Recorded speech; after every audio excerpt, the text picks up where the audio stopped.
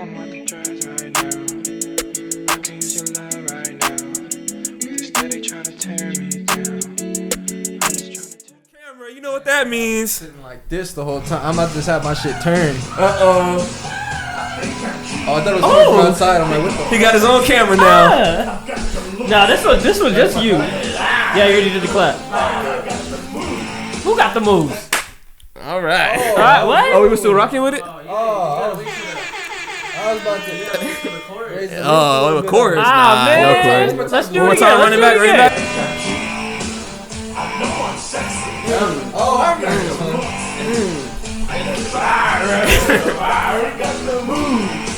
Okay. That's how we get off on a good note. Yes. Nice. What's good? You know what time it is, man. Welcome to the Really Good Podcast, ladies and gentlemen. Home of the Really Good Podcast. We are live. We are direct. And we demand respect. I like the way my voice is sounding right now. I can't lie. I don't know what it is. Maybe something I did, but it sounds nice. But anyways, man, we appreciate everyone who's joining us, man. It's Wednesday. I'm thinking I might start putting out the videos on Friday. Ooh, I like a little that. more current. Ooh, I a like little more that. current, you know? Okay. People need it But, early, late, right before the weekend. Right before the weekend, man. And anyways, we post clips every day, so it don't even matter. It really They're getting something every day. I still got my drink on the table. I'm not prepared. Unprofessional. Welcome to everyone who's joining us, man. We really appreciate you guys. If you're watching this, please be right this moment. Just like and subscribe. You're probably already subscribed if you're watching, though. So just like the video. That's the you thing doing? right there, Takes man. 2 seconds. And turn on that notification bell, man. Shout out to the notification bell.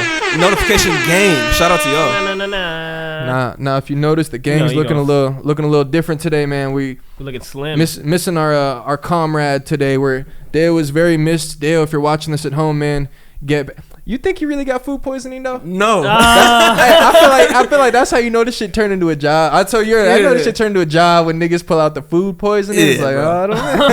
How 'Cause I often use do That that is one? real. That is real. I use that excuse hella times. Never had that shit in my life. Only at work, yeah. Exactly. You tell your boss that, it's like, nigga, it's crazy because you could get food poisoning anytime. Yeah. And no one call, like, what? Cause what'd you eat? Yeah. Like, nigga, fish. I don't know. It's like you either use that for work or either a baby shower. You know, it's True. like, man, I don't want to go to that shit. True. Dude, food poisoning is the most perfect excuse for anything you can think of. Cause like no one could say shit back to it. Like Or diarrhea. It's like Same that shit, food same poisoning shit. is True, like true, it's true. coming out both you can't ends. just tell a nigga, I got diarrhea, bro. we got a bathroom here. You been with someone like, yeah, bro, I just took a shit. Like, it was a while you were in there. Yeah, bro, low key, my stomach's fucked. He'd be like, But if you got wet ass, bro, you gotta feel comfortable. Well, it's also diarrhea gets you dehydrated and shit. But at the same time, you Oh, know, yeah, you yeah. can hit them with like, dude, people in other countries die from diarrhea. Yeah, Diarrhea is the number one that's a reason. fact. You know, this one time I was sitting with a chick and we were just like laughing about diarrhea. And I was like, you know, back in the day, people used to die from diarrhea, and then out of nowhere, she starts dying, and I was just like, what the fuck is wrong with her? But then she's telling me it's because she takes massive shits, and she was like, whoa, I could fucking die. Did you fuck her after? No, I did not. Nice, man. Well, anyways, yeah, so we're missing Dale today. Dale, if you're at home, man, feel better, get better. You're not sick. And you probably blowing up the bathroom right now or something, so. Nasty boy. You nasty fuck, We know what Dale. you drank. Dale was drinking some day old milk. That's exactly what it was. Yes, day old milk.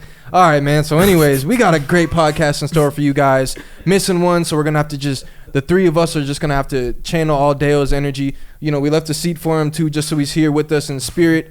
Aside from him, shout out to my dogs. You know who's in the building, man. Yes. Kai Creations is motherfucker. No introduction needed. It is what it is. No introduction needed, but he'll still get one. It's a Kibby Comedy in the building. Stop fucking playing. Minuteman Podcast. You already know. Gone in 60 Seconds Podcast. Yes, sir. Don't act like you haven't heard of him. Don't. 60 seconds or less. Yeah, all that. And last but not least, we have your yeah. host, your main man with the plan, Rizzle the Great. Rizzo! Tell them what's on your mind, Rizzle. Yes. What's on your mind, I- Rizzle? I had to just give a chance so I could just zoom in, you know, Yeah. and just capture myself and my Yeah. full essence. And your glory. Hit him with the Backstage. key frames. Yes, sir. Behind the scenes, we got our dog, Young Melly Mel in the cut. Melly All Mel. reliable. Is Yes, sir. Tenured employee in this motherfucker. Yes, sir. Yes, sir. And a boss all at once. He make more than me. Yes. All right, we'll be going with it, fellas. Oh yeah, everyone had a good week. Everyone good. Week. Everyone's mental health intact. Happy Ramadan to my Muslim peoples. Yes, You feel me? Ramadan Mubarak. For those of y'all. Mubarak. That's All right, okay. I like it. Motherfucker. Mubarak. Yeah, It's like, who's the new Barack, you know? But Yeah. like, it's okay. I It's tried my okay. best though. You, I you like get it. I the, like you it. get I the do. I gist. do. English was a hard language for me to learn too. Oh, that's an English word. No, I'm just kidding. Oh, okay, yeah. So Ramadan? what's up though? Everyone's week was straight though so far. Monday to Wednesday. What was y'all weekends like? What's y'all headspace like? I need to know what I'm getting into before we get into it. You know? Okay, all right. Saturday, Auntie did her funeral, so that was pretty good. Got that, it was Rest in very peace. yeah. But it was more so like a celebration because like I made the video and it was more like upbeat and shit like that. I could show you like a little snippet of it later, but keep it real short, real brief. It was a very beautiful event, and shout out to her. She said hi to me the day before, so it was pretty cool. But Monday, Is it gonna be bad if I do the air horn? no, Because you said it was. Yeah. Yes. So happy, very happy. And the week, a lot of self revelations. I haven't got done processing all the information yet to fully say like, okay, what goes here, what goes there. Like I said, breadcrumbs, but it'll all come out. Everything will make sense. And the week's great though, man. I can't high spirits, no complaints. Dude, Everybody's good. big Y'all dog. here. You remembered. You see, you didn't forget it. What? Every time you talk about your week, or at least the last few pods, you forget about right before you're like, oh man, I got some shit. Oh yeah. You remembered. Yeah, just a little bit. I have a habit of like trying to forget the day. Like I don't forget what happens, but like not holding on, like non-attachment, but just kind of like wiping my mind clear of the day. So it's kind of hard for me to remember each daily task. But other than that, week's good though. Nice. Beautiful. Yeah. Beautiful. I guess my week could have been. Oh well, what was my week?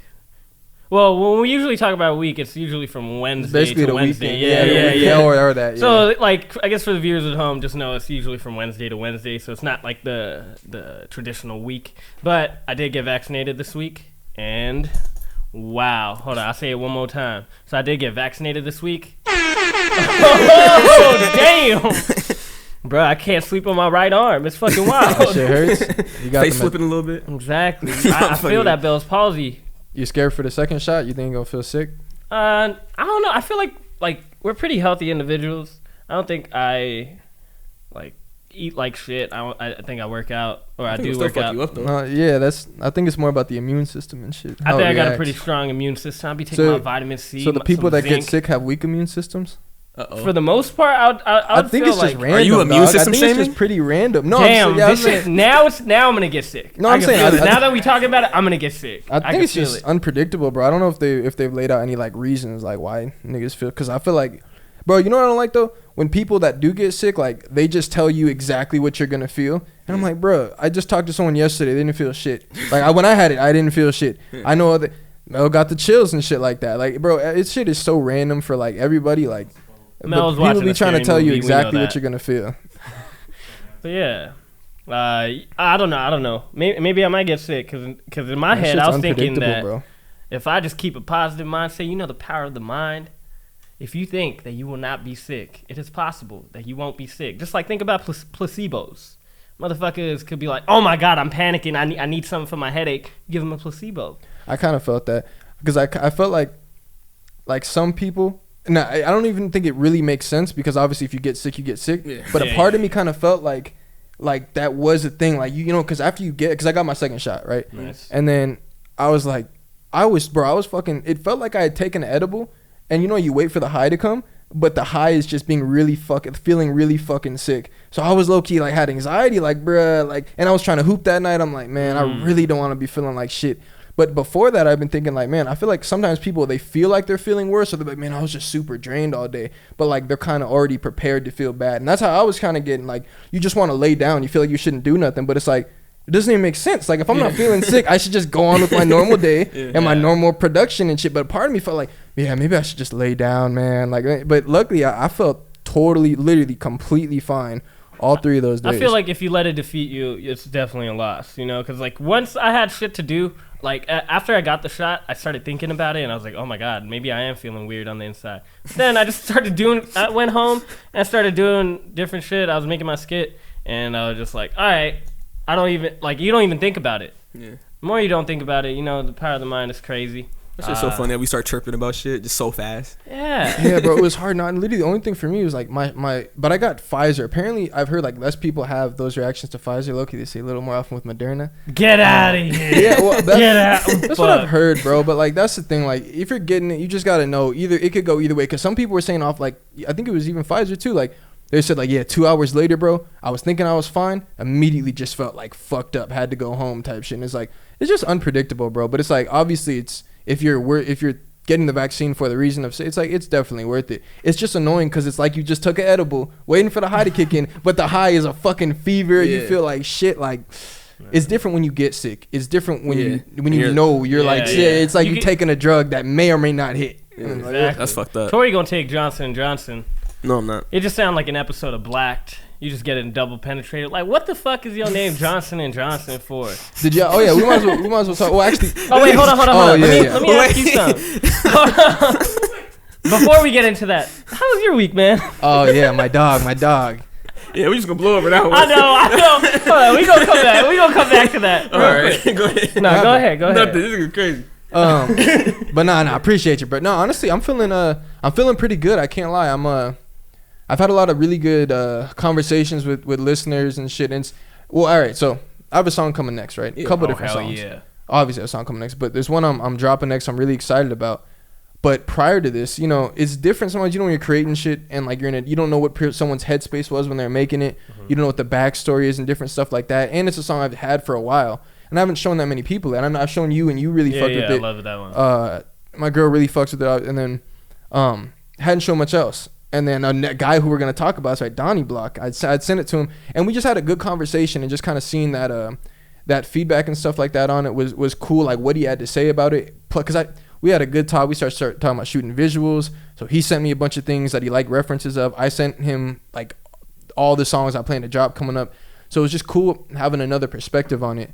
And then plus I've had these great interactions with people recently, like just super excited about the music, just like compliments that like someone who's self-conscious is like, damn, you really feel like that about my music? Like you think that about my voice? Like you dead ass? Like, so it's like stuff like that is just getting me so fucking hyped for the song that mixed together. And then on top of that, I'm in contact. I just got the first reference mix for the song back. And I fucking love this engineer I'm working with. Like this was the first, he did the takeover, but that was a lot earlier on. The first time working since I've, gained some knowledge on what I'm doing years later. And I just love the way he works. I love the way he's like, he focused on the music. Like he loves it. He's hitting me like, hey bro, like, do you mind? But I changed certain things and blah, blah, blah. Like, or did you want it exact? I'm like, nah, bro. Like, I love that you making it yours. And you taking that extra time and paying attention to details. Like, cause I know what it's like. If someone told me to edit their shit for like, visually, I know that for me to do extra shit and change their shit and make it the way make it my own and stuff like that in a way where like I'm thinking I'm making the overall product better, that takes you giving a fuck. I mean, you can mail it in so easily, and I've seen other engineers mail it in. So just the vibe, everything is just been great. So in terms of that, man, I'm excited, bro. So sorry for ranting. It's been I'm at a good point in my week. No, I'm really excited for the next song that you're about to drop. It's gonna be that one, right? That just sounds so dumb. It's gonna be that one. That one. I'll tell you, but you know it's a really good one. Like you put out a little teaser for it. Oh, the one I just put. Yeah. That's what the Ohio shoot for. Yeah, yes, sir. And we'll be working on a music video for that soon to all the viewers, man. You know the fucking vibes. Yes. Next on the should we just start announcing shit? We'll get into it in a. Oh no, we're talking about the vaccine. Should we talk about the vaccine again? Johnson & Johnson. No, because back to the vaccine. Did you hear about Johnson & Johnson the recall? A little bit. So they recalled it. They recalled it because it's like it was heightening the chances of like blood clot. Am I right on this blood clots? Yeah, it is blood clots. It happened with 6. Oh, go ahead. Oh no. Okay, you keep explaining. No, you go ahead. Because I was just gonna get my take on it a little bit. But okay. So Johnson & Johnson, out of 6.8 million people, 6 women experience like severe blood clots, and it's from the age of 18 to like 45. That's about it. So they just recalled it. Everybody recalled it. Can't lie. That's good that they did that. It is 1 in 6 million chance that people are getting it. It's very rare and low. But let's hear your take on it. So 1 in 6 million? 1 in 6.8. 1 in a million. 6.8. 6 and 6.8. So yeah. Oh, yeah. okay. That's actually not that bad. Yeah, But it's a rush. I mean, it's a rush vaccine. You're gonna expect Yeah. some stuff. But I just think it's funny how the companies like pretty much said you cannot sue us for anything that happens to these vaccines that we're about to rush and put out. And then now it's like, oh, they recalled, and it's like that's news, or like it's like people are dying, or people get Bell palsy, and people are like kind of outraged about it. But it's like we kind of saw the writing. You know what I'm saying? But Like you put kind Well, of don't have you to do sign that, the though, 'cause, contract? Yeah, you kind of have to. I mean, it's assumed risk. So like, there's certain things like they kind of have. Like same with doctors. Like if your procedure goes wrong, a lot of time, unless there was malpractice committed, it's very hard to get a good lawsuit going because you basically signed off like you're agreeing that we're gonna do this and you're not gonna hold us liable if XYZ happens. So like, you can be prescribed so many meds, but it's like you're basically assuming the risk of taking it. But about sorry, what were you gonna say? Well, it's just like, you know, when researchers they'll do case study of like people that might have some type of disability. So they take the people who are willing to take the vaccine. All these people that took the Johnson & Johnson, they were willing to take the vaccine. So obviously it's like, if you're willing, why should they sue you? Yeah, well, also, hey, it's a small pool though. In this case, yeah, that's the thing. Some people I think are kind of overreacting, and I got not insight. I saw a post from someone I know is a scientist who their point was, and I think they actually were kind of in alignment with Johnson & Johnson, so it might have came from a place of Scientists. God damn. Okay. Oh, okay. Okay. Yeah, but their argument or their point was like it's just funny the uproar when there's actually a higher percentage basically of people afflicted in the same way through birth control. It's just that birth control, since it's a hormonal thing that's going into you, like the risks of that are way greater than 1 in a million sense, yeah. type things of people that had blood clots. So it's like we do overreact and we do read headlines. So I'm actually surprised. I feel like we were all kind of on the same. I mean, basically like, yeah, especially when you hear the numbers, 1 in a million. It's like, yeah, it's okay. Well, I'm glad That's the recall. You know, it's expected, a good recall. It ain't like fucking. And like 600 or like 6,000. Exactly. Even Like, 1,000 would have been like, Yeah, yeah, that's a lot. yeah. That might be negligence at that point. Though. Yeah. If you got that Yeah, many, exactly. like- So and I gotta give props to Johnson & Johnson was it FDC that would recall it? It would probably Yeah. be FDC who recalls it. They're like, hey, we shouldn't be putting this out if you guys are having some like issues with that. Yeah, and it's funny like the people don't ask the questions like or look for like the data. Like what you just told me. As soon as I hear 6 people out of 6.8 billion, Million. sorry, million. I'm stupid. Million. Thing about Bill Gates and shit, Bro. talking about billions. Yeah, bro. But for any other parameter, if the only negatives were 6 out of 6.8 billion, like million. Sorry, I'm slow. It's like it sounds like you're not that bad of a job. Like, it's Yeah. like the numbers are pretty good. 1 in a million didn't work out. Like, but But what if it was your dad or your mom or your son? that's That's- really fucked up. And like, would you look at the since it's closer to home, would you be scared to take it even more, or not even take it? More like, would you be very angry, or like would you look at the probability and be like, well, it is only like 6 people. We're just like the unlucky. No, I'd feel really bad for my parent. Like if my parent took it and then out of all of us, she got blood clots or he got blood clots. Yeah, I would just feel really like so fucked up. His body had a bad response to it, whatever. But like, I don't know if I'd be like, man, fuck this vaccine. And it's like, well, he's 1 in a million. Like, did yours do that to you? So it's more like, I mean, I could see being mad. Like they should have tested it better, but it's like we knew it was rushed. So if it's 6 out of 6 million, like, fuck. But you know, that's why some people it'll fuel the argument. See, man, y'all want us taking this shit, man. Look at this bush. Like, look at them recalling it already, man. I'm like, but then you look at the numbers. It's like. And it's good that they're recalling it. Like 6 people, that's enough to recall quick. the whole thing. I love that. I love that they did it quick and they didn't wait until like 600 people got it. You know. Yeah, that's a fact. What was your take on it? I didn't have a real take. Oh, okay. It was just I just thought it was funny that like. Yo, he was talking about how you can't sue and then. Oh yeah. But so I mean, it's like the uproar. There's really nothing you could do about it. Like, there's no reason for anybody. Like, there's a reason, of course, but again, it's like you said, it's kind of like your own will to go in there and say, okay, I'm gonna choose which vaccine I want. Like, either the Pfizer, Moderna, or the fucking Johnson & Johnson. And they got like some fucking spaceship type shit. It's like Ataraxia or something. I forgot. So now they're gonna start third party doing that shit. They have one third-party that vaccine? not too many people are probably taking right now. Oh. It's not in the mainstream or whatever. Okay. But do you remember that guy we heard about who took the vaccine, and then what was I know the end result was he had to get his tongue cut out. So what was the fucking other part? Do you remember what it was? Like, Nah. like did his face hurt or something like that, or like went numb or lost something? I don't know. Lost feelings. So there have been some people. So like, if I'm one of them people, I'd be much more mad. Like Piss I'm the fuck off. like what the? And there is nothing. So in that scenario, it's like you can't sue or do nothing. So hopefully someone pays for that. Nigga, Shit. my tongue is cut out. Like I can't speak. No, hey, I need you want to to look at sue that story? somebody. Look for dude took vaccine and tongue removed or something like that. I thought that was like a personal story, not like a national. No, I think they heard it. I don't know. We'll definitely find out, but we're not gonna wait on it. We'll keep All right. rolling. We'll keep rolling. Some bullshit. What else we got? What else we got? All right, man. You ever want a dress? Do I ever want to what? You ever want a dress? Me? Have I? Well, when I was a kid, yeah. Yeah, sisters. Well, yeah, my sisters would. We were broke, so we didn't have Barbie dolls. So my sisters would dress me up. You know. All right, man. Well, There was 'cause no Ken. Trust me, there was no Ken. new on the news. Kid Cudi did an epic performance on Saturday Night Live. He came out wearing a dress. That's pretty much all you need to know. What you think about that? What you think about when dudes come out wearing dresses? Because when I first saw it, Well, I was like, "What the fuck is this?" There is To be more. honest. There is more to the story. So he did it in tribute to Kurt Cobain. Mm-hmm. So Kurt Cobain came out and wore the dress. I think for He wore plenty of dresses. I guess multiple. So one he was on a magazine with, but it was like a blue color, and then there was one that was modeled after another one that Kurt Cobain wore. So he did it out of that. So that's kind of like the reason why he did it. So that was the story he gave. Yeah, he gave that he came out on stage wearing a dress, and then he said it was because it was, and this is actually what he tweeted.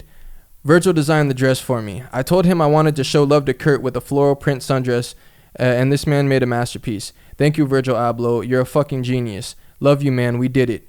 Then he said, doing a collection with Off-White, and the dress will be included. So originally, basically, he came out with the dress, and then his response was that it was as an homage or like a tribute to Kurt Cobain. Right. And then it turns out that it's also basically promoting a line that he's doing with Virgil Abloh. Right. With that included. So basically it's a promo type thing. Yeah. My only thing, You think your girl would Nah, wear it? fam, I don't know. But it's, first of all, no one fucking knows Kurt Cobain for wearing dresses. Like, no, if it was Thug, if you said I'm doing it for Thug, that'd be one thing. But dog, you just wanted to wear a dress. That's really what it looks like to me. No one, for Kurt Cobain, you know what other things you could have done? You could have came out with a guitar. You could have came out wearing some fucked up, like the clothes he would wear, a flannel, some shit Could like have been that. doing drugs. I don't think no one saw that dress and was like, oh, Kurt Cobain. Yeah. So it's like, that's the first thing I was thinking when I heard that is like, that sounds like bullshit. You just wanted to wear a dress or something. Like, that's really probably what it. Then I find out that, oh, you're trying to market what you're selling. You're trying to market this collab you're doing with Virgil, and yeah, nah, I don't really fuck with Not that. fucking with It's it? just, I mean, it's just a little weird. Like, you're Yeah. basically you're using you using his name, or you saying, oh, it's a tribute to Kurt Cobain when he wasn't even known for that shit. For real, And then Kurt Cobain. No, I'm saying like I'm agreeing. Like Well, he I thought wasn't you were- I known thought you for were it as asking. like, I was about to as say, like like, an Kurt- icon. Like if you thought Kurt Cobain, you wouldn't think dress. But like I'm pretty sure people that studied him and loved him would be like, yeah, he wore dresses, but it's not like a Kurt Cobain equals dress. Like it's not like Yeah, that yeah, easy of a yeah. correlation. So I'm agreeing with you. Yeah, oh no, man, I thought you were asking for. I was about to say no, No, no, yeah, I was no, gonna no. say like Yeah. no, bro. He don't like no one. You picture him fucking breaking a guitar, fucking stressed ass blue jeans and shit like that. I was a big Kurt Cobain fan when I was younger. I mean, still am, but when I was younger, especially when I really listened and stuff like that. It's just, bro, I don't think anyone is connecting the two. He did it, and I don't know. I think it's a little. I think Joe was saying too, like he needs to pay that family a check, the Kurt Cobain family, because like unless they signed off or they were with this whole shit.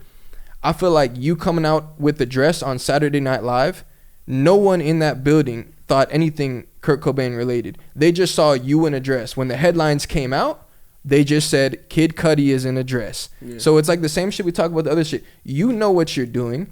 So don't tell, oh, it's for Kurt Cobain. This is why I wore the dress. And then it's to promote something that you're trying to sell. A line I'm starting with Virgil. The dress will be included too. I don't know, bro. You know what I think it is? Kid Cudi's like last album was, I guess you could call it transient, because how long did you listen to it for? You heard it for a week and then the buzz died down pretty quick. So I feel like this performance on SNL, it's like, oh my God, Kid Cudi's performing on SNL. Hey, would we be talking about it if you hadn't worn the dress? Exactly. That's my point. So like the music is not hitting as good as it was. Like Kid Cudi's an amazing fucking artist. He's given us amazing masterpieces that we can't forget. But your music is trash right now. So you coming out on SNL, giving a performance, you think anybody gave a fuck about it prior to it? Yeah. Nobody. Yeah. So it's like, you came out wearing the dress so you could get some buzz, so you could keep your name in the media like that. And I guess you found your way out by looking up Kurt Cobain and dresses and Virgil creating this, or the marketing with Virgil. But then I also think about, like, if you really want to get conspiratorial, you know, they always talk about emasculating the black male. You know, they do that a lot. Or have you guys ever heard when Dave Chappelle was on Oprah talking about it? There was a movie he was doing with somebody, I can't remember the names, but they're like, yo, we need Dave Chappelle for this scene, and it's gonna be fucking hilarious. But then Dave Chappelle's a fucking comedian. So they're like, Dave, we got this amazing scene for you. You're gonna be in a dress, you're gonna come out and do some shit. Yo, he's like, I'm not doing that shit. I'm not wearing no fucking dress. And then, so after he denied whoever was not, like, was the wardrobe people, they're like, nah, I'm not, like, why can't I just come up and tell some jokes? I'm a fucking comedian.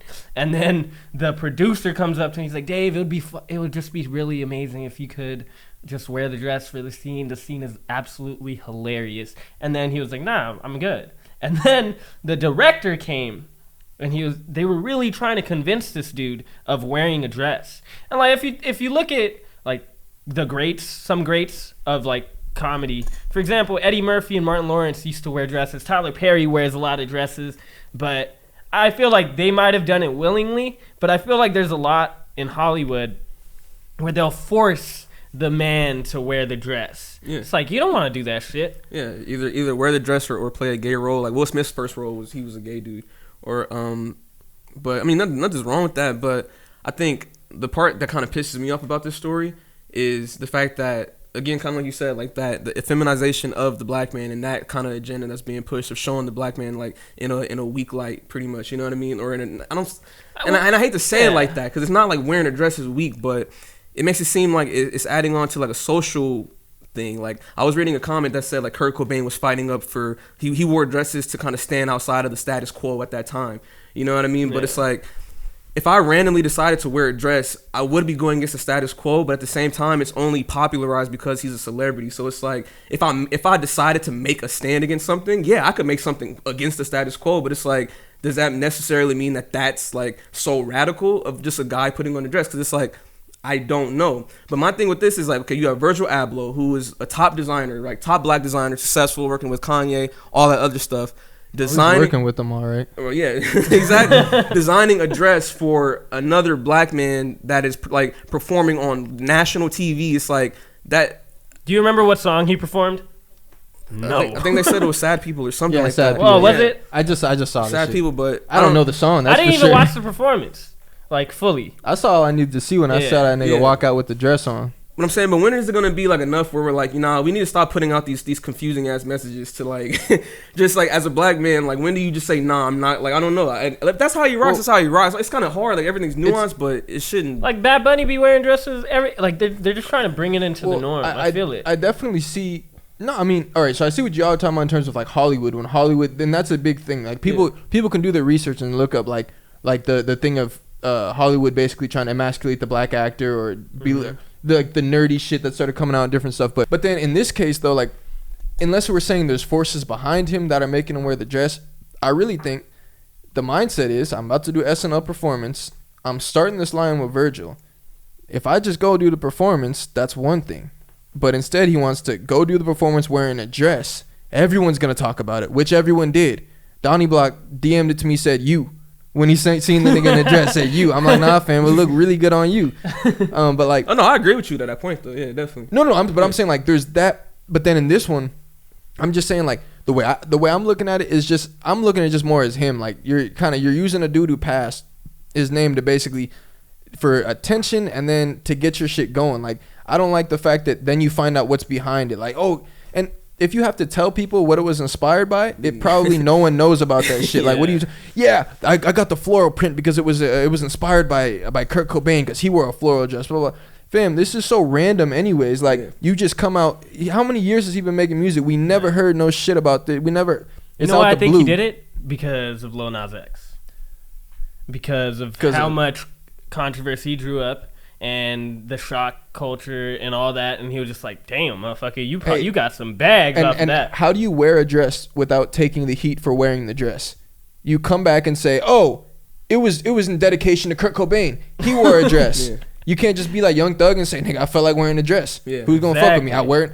And that's other people talking about, like Young Thugs. We eventually just accepted it. This nigga's gonna do off the wall shit. He different. He a rock star. He crazy. He do his thing. But like, this is like, I'm gonna do it for the attention of it. Yeah. But then I'm gonna go and tweet, nah, I was just wearing it because it was inspired by this Yeah, dude. that's fucking- Yeah, and he was a legend. Blah, blah, blah, blah, blah. Fam, what the okay, so the baby used to go on stage in a diaper.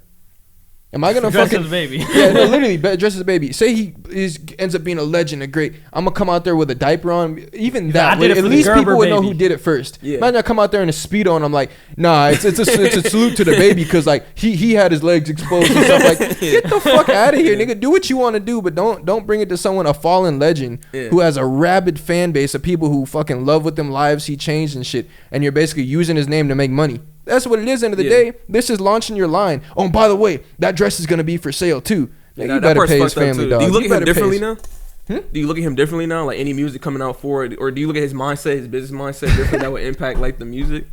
Right, you know what's funny? This whole day I've had soundtrack to my life stuck in my head. I was in the shower. I'm not even the hook, bro. I'm fucking rapping the verses. I was literally probably rap like each verse Yeah. separately. That shit was stuck in my head. But to be honest, musically, nah, I ain't not even fucking with it for a minute. Just to be honest. But other people say differently. I haven't been a huge. I did like his work with Kanye though. I like the piece he did with Kanye. But yeah, he did a lot of. That shit's so fire. Yeah, exactly. I love that. Just shit. him humming. You know what's fucked up though? When we was in high school, someone was telling me about a post they had seen where they were like, "Damn, bro, when you first started dropping, man, you killed like you saved me from like depression and suicide. And after hearing your new shit, I feel like committing suicide again." I was fucking. Wait. Do you remember that, bro? That shit had me dead. That was Melly. Oh my god. I thought someone said that to you. I was like, what? No, they said it was a Damn. comment. It Nah. was a meme. It was Bro, a meme. that's Got it. so Got it. With the fucking humming funny. shit, not the humming shit though. No. It was But just some, it like, was the just middle the of the project pack he shit? had been putting. No, not that album. Oh, It was okay. when we were in high school. That was like the middle of the pack, like before the Kanye. albums, but, middle like, of the pack. yeah, I guess. Like Yeah, after, yeah. okay. That's so fucking funny. Because he did have a moment where he Holy dropped shit. like hot shit. It was some boo boo he dropped, and it was really bad. And I remember like that time, it was cool to shit on him. Bro, Yeah. when he was locked in with Ye, man, they was making some smashes, dog. Hey, but how come everybody say he was writing all Ye shit? But Probably ever since was. the A, but no, you know how Ye is. Ye Yeah. gonna take and all that. But Yeah. hey, man, you saw what Ye did after that. You saw what Cudi did after that. Maybe Ye was giving him all them bars. Ye was writing this But shit. yeah, was running some Jesus bars for him. I He's don't like, know. hey, young fella, I'm gonna write your shit for you. I love your voice. Yeah, you heard it. You like Day and Night? Let's get that Yeah. one cooked up. I got an idea for it. It's fuck, man. Yeah, that's crazy. Soundtrack to My Life is one of those songs that I like fucking love that song. it that just album. resonated so well. Like everything he said is so relatable. Bars, dog, and you listen to it, how relatable it is, even like to today. Yeah. And look at us giving him his flowers now. Fuck it, man. Nah, Fuck your dress. fuck that. Yeah, Don't buy that dress. bro. See, if you just can't. First of all, when you, cause bro, people know what they're doing, dog. Yeah, Like, he fucked and it's up. different for Thug. Thug was young nigga doing this shit, and he still be doing this shit. God, that's you. How old? Nah, let's look it up. I think Thug is older than Cudi. Thug gotta be older than Cudi. Cudi look old as fuck. For real? Cudi been in the game for years. Cudi's 37. All right, Thug. Young. 29. Okay, Oh, okay. yeah, That's okay. that's a let. But 12 years Thug is Bro, big young dude, Thug, I bro. did not know he was gonna. How you 37? You coming out with a fucking dress on? No one ever seen that bullshit. No, sorry, that's cap. I take it back. Caitlyn Jenner came out. No, with let me change my argument. Because I take that back. Because this nigga has also been wearing crop tops in the past. I Will forgot. Smith was wearing crop tops. He too. has hella performances in crop tops. So that actually leads me to my prior argument. You wanted to wear the dress. Just say you wanted to wear the dress. But don't come out at 37 the first time you ever worn a dress. And, nah, it was a tribute to Kurt Cobain. That's not Kurt Cobain right there, dog. Like, no one is associating him, Kurt Cobain with dress. Kurt Cobain? Oh, wasn't he that dude that wore the dress? No, he grunge music, you know. He fucking aired a whole generation. But didn't he And wear he a had a dress? white lighter. Oh, the white light. Man, that shit is bad luck. Y'all think white lighter's bad luck? Shit, I ain't ever since I heard like the first original couple stories, like Bob Marley supposedly had a white lighter. You just don't play with it. It's like a superstition, pretty much. Like you always die whenever you have a white lighter, or white lighter is found near celebrities at the time of their death. And it's just really bad luck. Who are It's, they, it's like bad Kurt luck. Cobain, Bob It's like an Marley or omen. white It's like an lighter? omen or something like that. So it's just literally a white light. A white lighter. So you never buy a white lighter. It's just like some people say, like, does it count if you pull off the sticker? If you smoking with me and that's your lighter and you pulled it off, it doesn't. It's fine. Like if you Alright. just pulled it off, you got to tell me that though. Like Yeah. then I'm like, all right, Yeah. all right, man. You So it's made not me that scared white. of him, Bro, if anything. you know- You got it into my head. Now it's like like in my subconscious, like fuck white lighter. But I do have like a white lighter with like pink writing on it, and then I'll good. show it to you sometimes with like You the be like other this? side, and then I turn it around. Like, ah. Bro, all right. So the first time I found out about the white lighter thing was in high school. I had never known about it. And then these dudes were like, yo, you never gonna guess what the fuck happened this week. Like, I think it was yesterday or something. Like, bro. And they were saying to like, bro, it's the white lighter, man. I'm telling them, like, what happened? And they're like, all right, so basically group of dudes, right? From our cast. Group of Y'all know. dudes. Yeah, group of dudes. They basically went with the girl we know. Okay. And they were like they were just smoking, like going up in these hills. Chilling. And Oh, we know, then, nice. but you know, back then when you're younger, you very scared smoking. Like if Yeah. anyone, so basically, next thing they know, they're like, "Put your hands where we can see them." Put your, and you can hear a police officer siren. They're like, "Hey, don't run!" Like put your whatever. So they come up. The dude with the weed, luckily, like ran off and he like stashed it in the rock somewhere. But the cops basically go up to in this spot we would go. We've gone there, Yeah. like by there, and it was I think it was very close to there. And they're pressing them like, "What are y'all doing up here? What are you guys doing?" Like, and they're looking around the rocks for shit like nonstop. And then it turns out they're like, yeah, we got a call. Luckily, they're all like white and no, I don't think no minorities. Like, we got a call. That's why I wasn't with them. I would have gotten arrested probably. We got a call that a group of guys looked like they were gonna rape a girl, What the fuck? like up here. That's why we came at y'all the way we did, cause like we got a 911 call. Did they find the girl? They were with the girl. Yeah. Oh, okay, They were okay. They were just with her. Yeah. But like, you know, at the time it was more scary because of all the weed and stuff. And we're thinking like, bro, and because when you're a kid, you are kind of fucked a little if the cops find you with weed and shit like that. And they were trying to stash it. But that was their perspective. Like, bro, what are the odds that shit happens? Like out the blue, someone talking about they're gonna rape someone. And they're all white. Who would Got assume off. such a thing? Yeah, well, yeah, but the cops would chill. But ever since that story, and then I started looking it up and finding out all the other shit. It's not like I'm the type like I'm stupid. I'm realistic. If you had a lighter right here, it would probably the same shit's gonna happen as would have happened anyways. But Yeah. like, it's just when you What if that know. was the only lighter though? Well, see, oh no, that's why it's like if it's only lighter, whatever. Like I'm not gonna be a baby or nothing. But it's like if anything bad does happen, It's the fucking white lighter. it's gonna and then you see it, It's the fucking white especially if we know we never smoke with the white lighter, Yeah. and now we smoke with the white lighter. Yeah. Whatever happens the rest of that day, we're gonna meet. Like if we get in a car accident, Yeah. Yeah. Oh, yeah. fam, we. Is it because we're not meant to have white power? Is that what it I is? think it's just for everyone. Is that bro. what it is, man? I don't know. Oh wait, Bro, no, white people die with that's white why- lighters. I'm tripping. I was like, hey, you know what though? You It know was- what? it was a- Shakib, you tried. You're here. That was a reach. Hey. Matter of fact, hey, we vibing. Y'all feeling good? Yeah. I'm Yeah. pretty Now, good. hey, look, reset the cams real quick. Come on, bro. Pull up a seat. Pull up. Pull up a Yo, seat. ass Come on, down. pull up a seat. Come on, But man. you gotta reset them first. Yeah, reset them bitches though. And in 30 minutes, you gonna have to get up every 30. Look at them all excited. Yeah. Look at them all excited. Hey, what's up? We gotta figure out sing the Shawn Michaels theme. Come on, sit over here, cutie. Oh my god. 9:30. 9:30. You sitting on the pod? All right, so you got 30 minutes to pod. It's just because I got schoolwork and shit. Up in the building. Yes, Dale's getting nervous at home right I got the now. remote line. Dale's getting nervous right now. where the camera at? All right, so look, you got a camera right there, my brother. That cam is on them too, and that cam. See, this is our cam Yeah, right yeah. there. You feel me? Okay. You know the vibes, man. All right, man. We back and better than ever. Mel, I'm glad to have you here. So if y'all don't know, Young Melly Mel, y'all ain't never seen him, man. This Look is at the face. This is the man who makes this all happen, man. We can't run without this guy. You know what? You might as well just fill in. What we on? What you think about Usher, man? You a Usher fan? Huge Usher fan, absolutely. So, what do you think about the story when this girl said?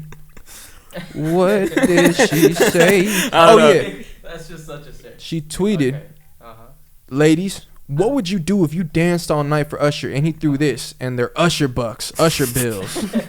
I haven't heard this story actually. This is So what would you do if you were a stripper if I was a stripper, and that's like you danced the whole night right? and he threw, you thought you were getting hella bread, you know, Right, you right. throwing ass, he throwing it at your booty and all that, the money's coming down, Throwing it back. coming down. You're talking to Mike.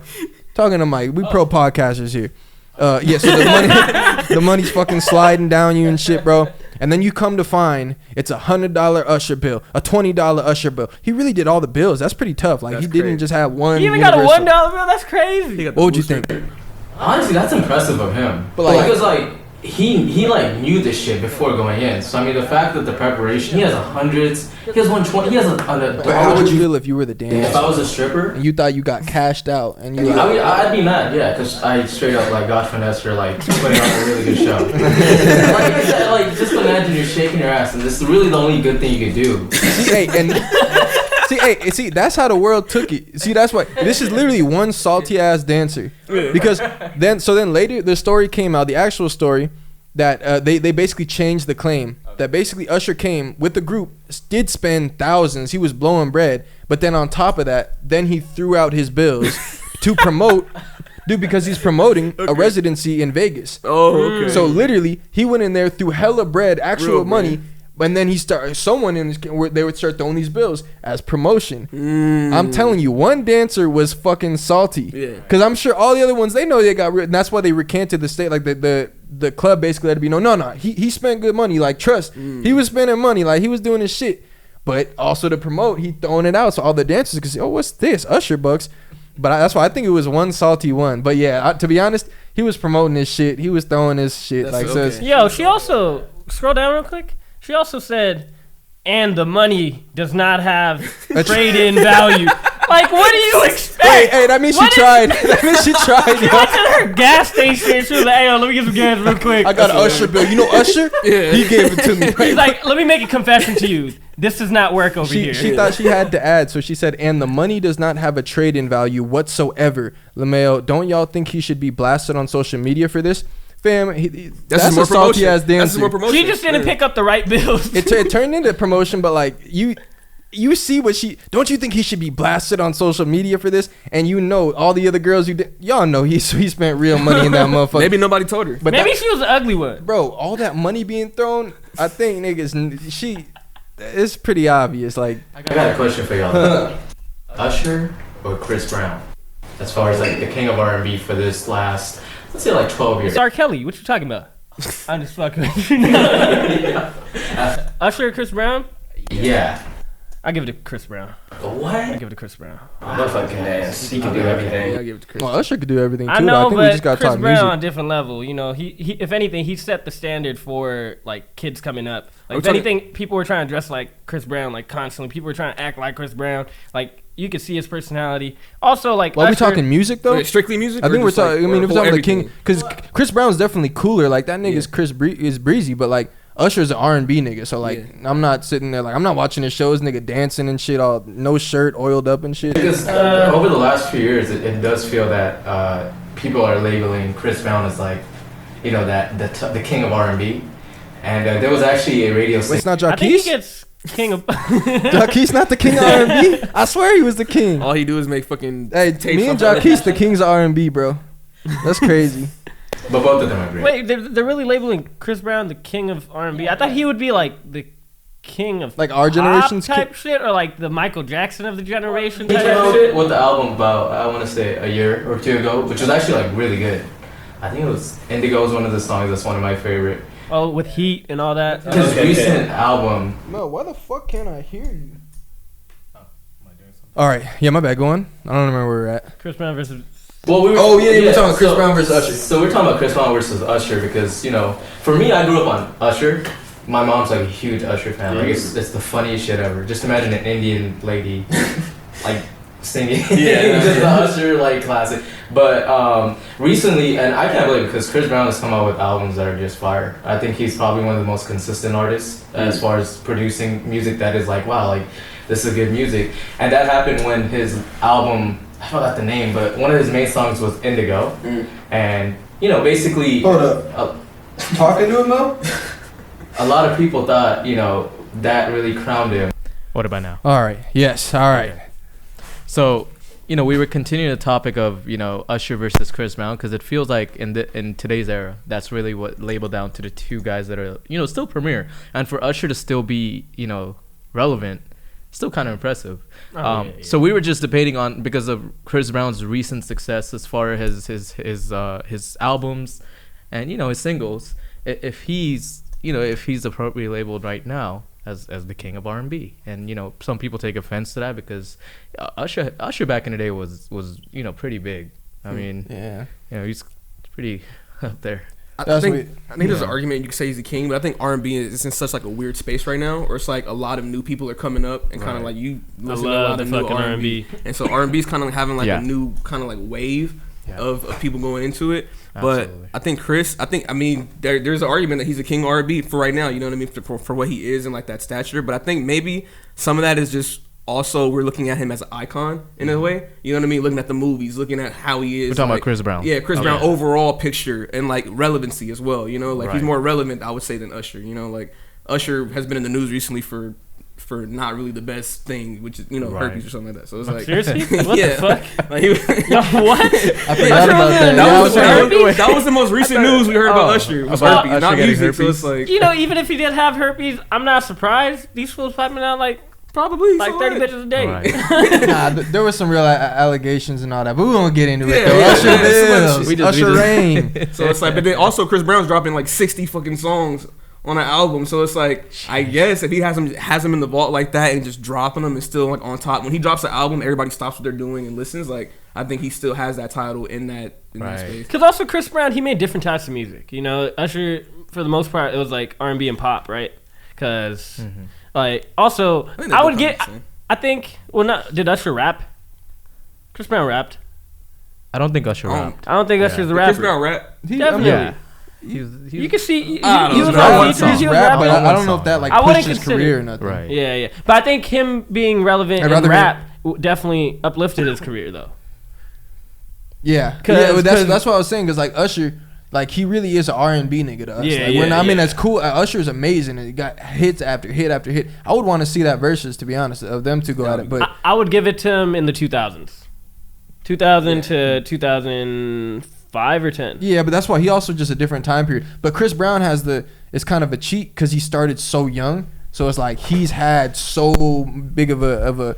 I mean, it's almost like not comparing, but like obviously if Justin Bieber's shit was still fire today, and he had kept his pace, like obviously you can just when you start at such a young age, there's so much more that you're able to do just career wise and just be around in the culture type shit. Yeah. Not comparing Justin, just saying that, you know, an example of someone who started out young and shit like that. Hey, yo, Justin Bieber, fire today. Can't even lie. He just dropped some new shit, and he's been coming out with some fire. Can't even lie. It's fucking heat. Honestly, the last 4 years or 5 years, I feel like Justin Bieber's been a vibe. To just kinda A listen to. vibe? You gotta listen to his new shit. His new shit is Tell really me if good. you like his new shit. Oh, you like it? There's one or I two like his new songs. shit. Yeah. Really? Yeah, It's- yeah. I've heard it. Well, here's the thing. So he was 'Cause a he seems more devoted mature. Christian, and then he comes out with this album, and then he just starts, you know, I got my futures up, enjoy it. Yeah, that shit. Like, it just kind of took me away. Like, I was Did like, you oh. hear Lonely?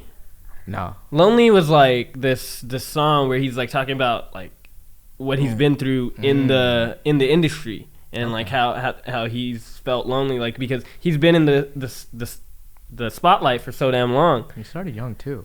And there's a lot of shit that goes with it. And people are literally watching you grow up. Right. You know, and that's not Right. easy. You're being a fucking kid with these expectations of a grown ass man. Right.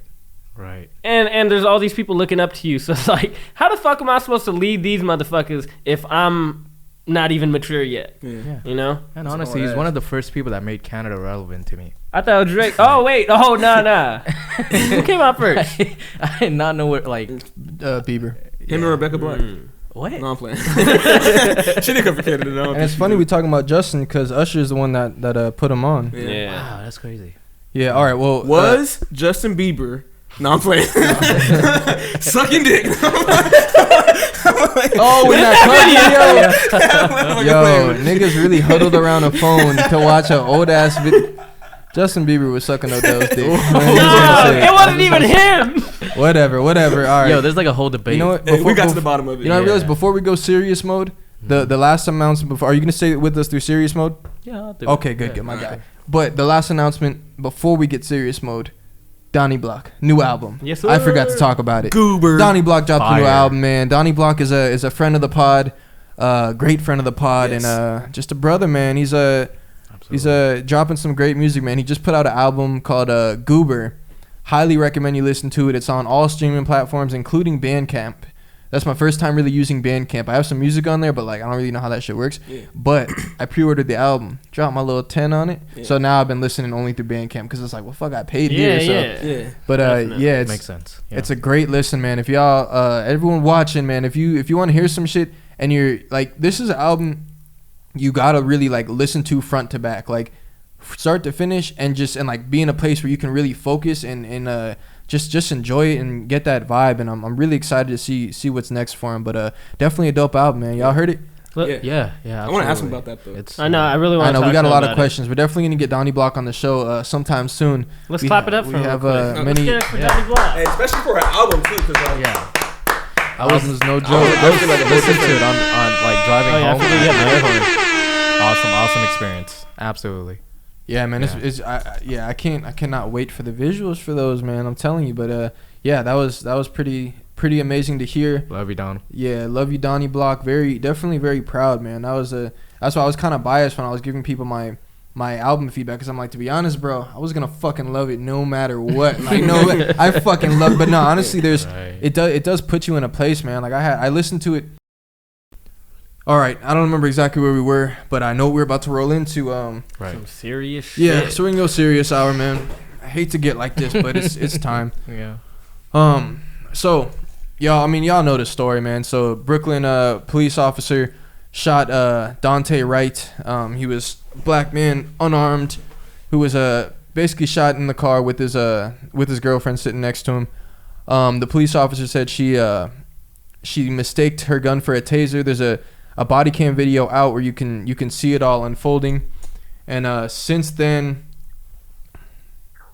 no, why don't we just talk about that just off the rip, about the whole incident? What did y'all feel just learning about what had happened prior to? We have more information now on what's happened since then, but what were your thoughts just seeing this situation of she thought it? And did you guys watch the body cam? yeah. So after you'd first seen heard about it and then seen the body cam, what were your immediate reactions? So my thing was, I didn't even look up. I didn't even look into it. All I saw was like, oh, more riots in Minnesota. And I was like, why? I was like, what happened? Then I saw the body cam footage. So I didn't really get the emotion, the emotional, I guess, spin on the story that came out, or even the story at all. So I'm just watching the body cam, and it's definitely sad to watch. You know what I mean? Like the fact that, and again, I'm just coming into it without knowing everything, but like, it's like, bruh, don't run. Like, why do we always seem like we're trying to resist or fucking run away? Like, that's already not a good look. But as a cop, I saw the video and you could see like she took one shot and said, "Oh shit," pretty much, like I shot him. It was like you kind of saw it on her, like everybody kind of knew, like I fucked up. It was like I instantly fucked up. So it wasn't like she premeditated, like, oh, I'm just gonna kill somebody today. Mm-hmm. But as a cop, you have to do way better of a job. If we're fucking paying you as a public servant to serve the people and help people out, resisting arrest does not mean that you should die. You know what I mean? And again, I know it's an accident, but something like that is like, we kind of hold you to the same esteem of like a doctor in a sense, but only you have a gun. You literally have a gun versus like a needle or surgery. You know what I mean? So it's like, and I felt like she had the gun in her hand for a good maybe like 5-10 You can see seconds. in the video and she's yelling before- taser, but- taser, yeah, taser, and then shot him. You know what I mean? So it's like, but even if you do have adrenaline rushing and stuff like that, how do you not know it's a gun in your hand? Like, you don't see that's and steel in front. they Like, specifically make them. The tasers are specifically supposed to feel different, and you never Yeah. put it on your dominant side. Yeah. They're supposed to feel clearly different, so that mistake isn't made. Exactly. She is a 26-year vet, and she's a training officer as well. 26. right. So it's like that's negligence. Like, you know what I mean? So that's the part that's really disgusting about it. It's just like but it's hard. Like, you can't. I'm not mad at her, but it's like, damn, And bro, you fucked up. I think that's the thing with this one that left me kind of mixed emotions, because I can see the video. It does. I mean, we see all so many racist cops. We see power-hungry cops. We see pride-oriented cops. This did seem like a mistake. I wouldn't fault someone if they were tasing a guy who was struggling at the time. I mean, that's what I put it this way. Cops are trained. Part of their training is to de-escalate and get people who are resisting. Too often, when black people are the ones resisting, they're the ones that end up getting killed. Yeah. So it's like if I'm a security guard in a club. My job is to usher people. If they get into fights, I'm supposed to be able to break that up and get them out of there. That's like I knock a dude out, and then I'm like, oh, well, why was he starting up a fight in here? Well, your fucking job is to de-escalate that and keep him safe and get him out of here. So I don't have that much sympathy in that regard. But then this scenario, it did look like I mean, immediately after you can see her reaction. So I'm not one of the people that are saying no, it wasn't a mistake. It was a ridiculous one. But I think my bigger takeaway of it is, I think, because police officers, they always feel attacked, right? They feel like, you guys think we're all bad and they don't get it. This BLM thing is this. I think it needs to be understood, and the police chief came out and talked about it, but it needs to be understood of, y'all are not perfect. You just had a cop shoot a guy because she thought she was pointing a taser at him and shot him. Like, you cannot pretend like your cops are perfect. The world is too big. And all right, are we in a room where people were saying all cops are bad? No. Okay, so all right, exactly the way. So we're not. None of us are feeling that way. No. So basically, the world is big, right? Humans all over. Humans are not perfect. So the same way that not all cops are bad, not all cops are good. You can't act like there isn't racism in the world. You can't act like there aren't power-hungry cops in the world. You can't act like there aren't cops that make mistakes and accidentally get people killed. Like, you can't just act blind to this stuff and say, oh, well, this happened. And you know there's cops that are going to say, oh, well, it's just a mistake and now they're mad at all of us. Understand the power you guys have. Understand that some of you guys are pride hungry and will escalate a situation for no reason and get people killed. Understand there's others that are outright racists. We talked about the black cop who killed himself because he couldn't take the racism he was seeing. I think he was in Louisiana. I mean, we talked about him. So it's like you cannot be part of any solution if all you want to do is just defend your own.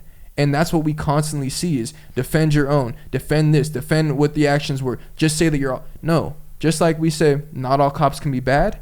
The same thing works. Not all cops are good. The world is too big. There's too many cops. It's stupid. It's idiotic to just try to blanket statement defend every cop at once. Call it what it is and see it for what it's worth. When were we going to hear a chief of police or someone in power acknowledge there are cops that are not righteous? There are cops that, as a black man, you probably should feel very fucking scared to interact with. There is a cop we know of that might accidentally shoot you thinking she's tasing you if you resist. I don't get what's so hard to understand. Like, do you think there's not racism in the world? And I never understand the concept of when people, they think they're the righteous cop. So they feel like if you're a righteous cop, then do you have fucking eyes? If you're such a good cop, a good guy, do you not have eyes? How are you just going to act like there isn't racism? Everyone you meet, every cop you'll ever meet is a great guy? Come on, dog. That's really my takeaway in this. I get that her shit was an accident. She's being charged for manslaughter. There's a picture of her now. She's in custody. $100,000 bond / $50,000 with $100,000 bond without conditions. $50,000 with conditions. Yeah. She's set to go to court. She's gonna have her day. She resigned. Yo, the thing about like cops after they kill somebody, I hate that there is bail even for them, because if you get bail for them, that just allows them to like regroup and maybe find a loophole and find a way to get out of this. But that's part of the legal system. I understand. Well,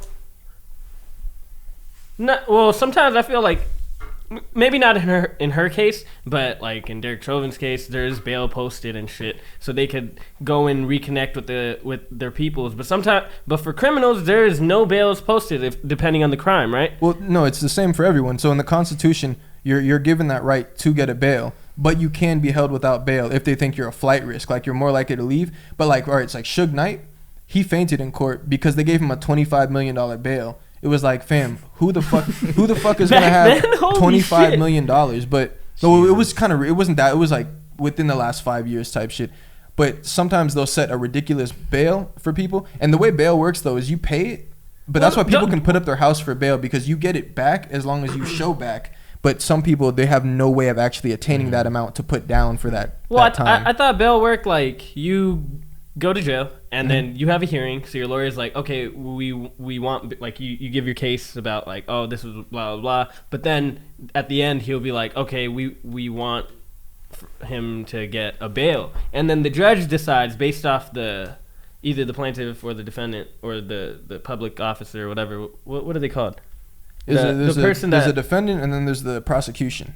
Okay, so the prosecutor usually will make a case for them not to get bail. Well, in a lot of cases, they make a case for what they think the bail should be, and in some cases, yeah, if they think he's a flight risk or like the guy's not going to show, like for example, like NBA YoungBoy, let him out on bail, so he was able to pay the bail. But then Louisiana had that rescinded because they took it to a judge and were like, nah, he's been talking about this, he doesn't respect the law, he won't do that, and then they rescinded his bail, so now he's still behind bars. So there's a time where it could be taken away, but. Jeez. I think they should have a higher bail because that shit is wild, especially like if it's a malicious killing, you know, like especially something like George Floyd and all that. But I just don't like that aspect that you do get time to regroup and then you get to figure out these loopholes that you might be able to get through. And I'm just like, yo, that's kind of bullshit. A lot of people don't even get that chance. You're getting that chance because you're part of a big department and there's a code behind that department and shit like that. But I don't understand that. Do you think she's a flight risk? Not her personally, because like from the video, it's obvious that it did seem like an accident. It was a stupid ass mistake. 26-year-old fucking vet, and you're a field training officer. It's like, who are you teaching this shit to? You're teaching people this type of shit. It's like, I would hate to be the cop next to her, like learning Imagine from he was her on on the training job. day too. Fucking Like, idiot. But what trips me out is that, you know, unlike unfortunately the George Floyd incident, you could tell that guy was a straight up. His intentions were already made. You know, as soon as he put the handcuff, his intentions were already made. But unlike, you know, and this was as Tori as well. This is something that I kind of caught up later. I wanted to not take it off social media. I wanted to really read up on it. I've been trying to just not, you know, get all my news from social media. I want to understand the other side before Not on Baller Alert. Yeah, or like the Shade Room or something. Shade Room on guy. They did a good ass job though. But yeah, shout out to those sites because they've made their platform known. But you know, looking at the video, you can tell that there was a human factor in her job, and we tend to forget. Listen, and you know, these cops, there's probably the good cops outweigh the bad cops because, you know, in my experience, this is me personally. As what Tori said, you know, as long as the cops that I've experienced that pull me over and, you know, I obeyed and stuff, I mean, it's been a pretty easy trend. But you have to kind of realize on the other side that their lives are also at risk as well. Yeah. Bro, I had a cop that pulled me over. Right. Oh, I told him. Because he was like, that's battery okay. pack That's full. That's y'all cam. Battery pack full. My shit got juice. That's y'all cam. Oh, but shit, my bad. But check it out. So like it's funny you say that. Like I had an experience. Right. I was with my girl, right? I pulled up to her school.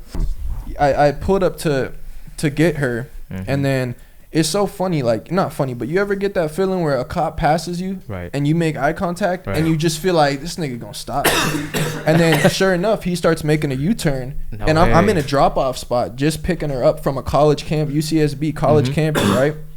And then I'm not gonna get into the full story, but basically, it was one of them things where it was just like a kind of a powerless feeling, and it was like nothing I had done wrong. But next thing you know, multiple cops are there. I'm getting pulled out the car. I'm sitting on the curb. She's scared, freaking out, all that stuff. I won't get. One day I'll tell y'all the story on her. Right. But so that happens, right?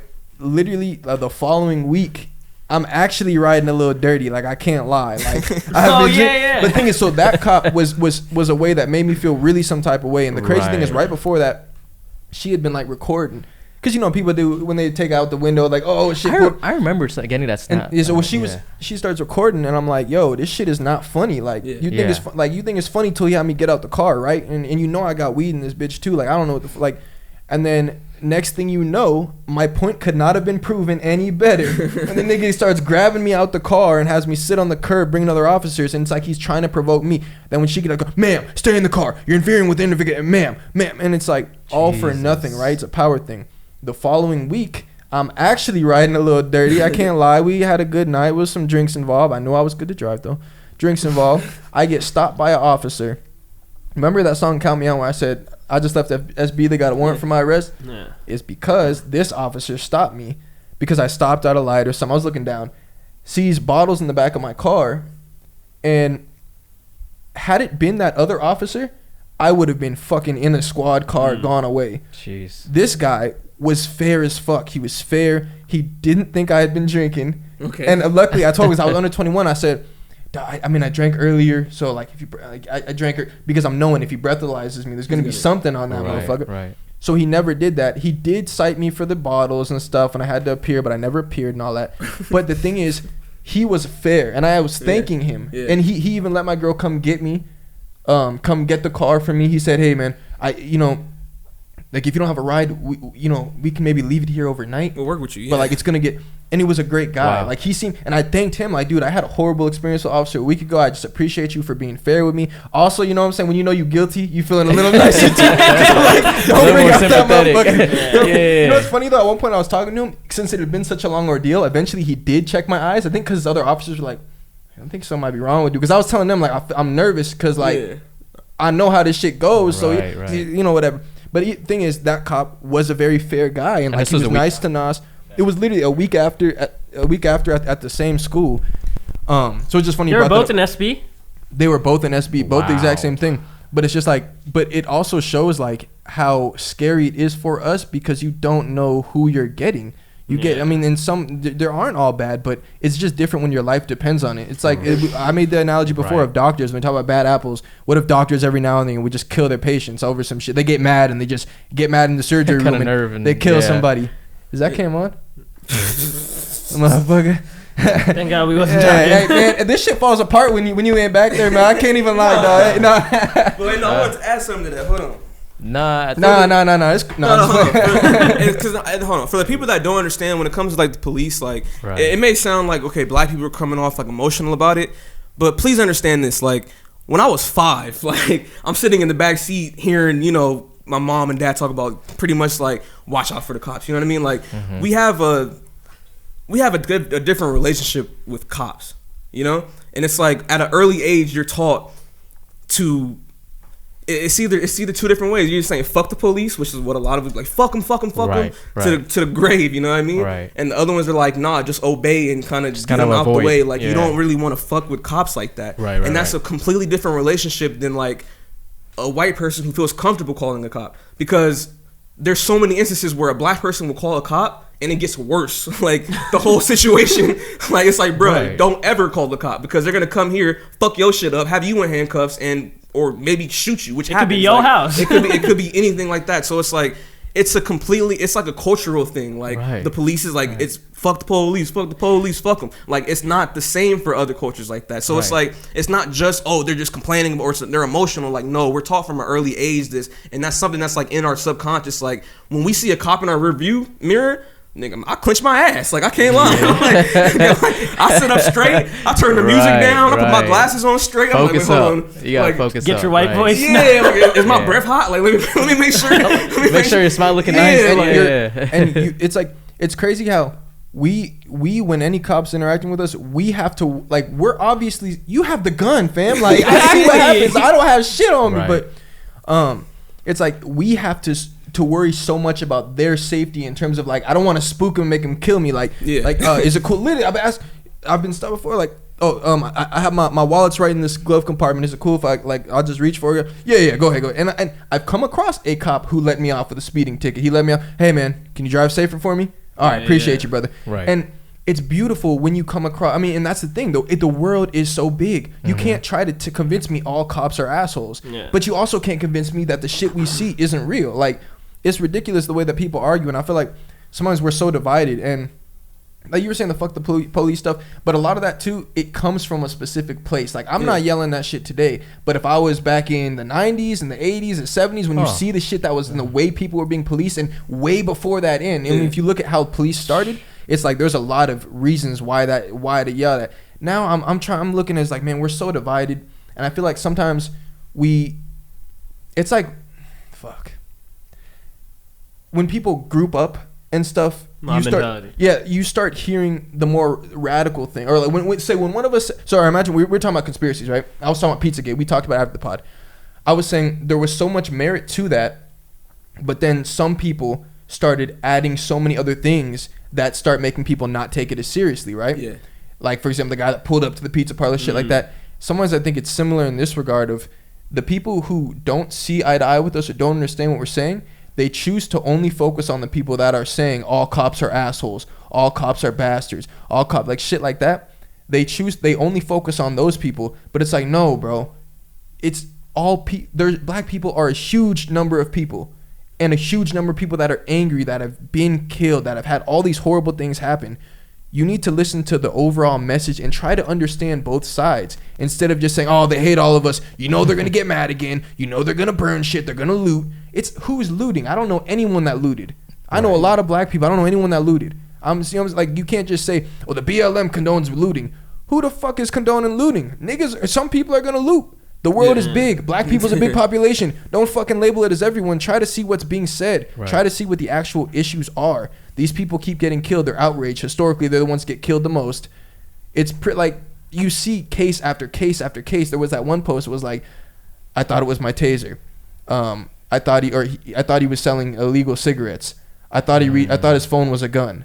I thought this was a gun. I thought his legal gun was like, it was just a list of different excuses, and not necessarily excuses, just the bullshit that goes on. So then when I saw this one, it's like, damn, another one. Like, why does it always have to be us? How old Yeah. was the 20. I know he was I really think it was young. like 20, 21.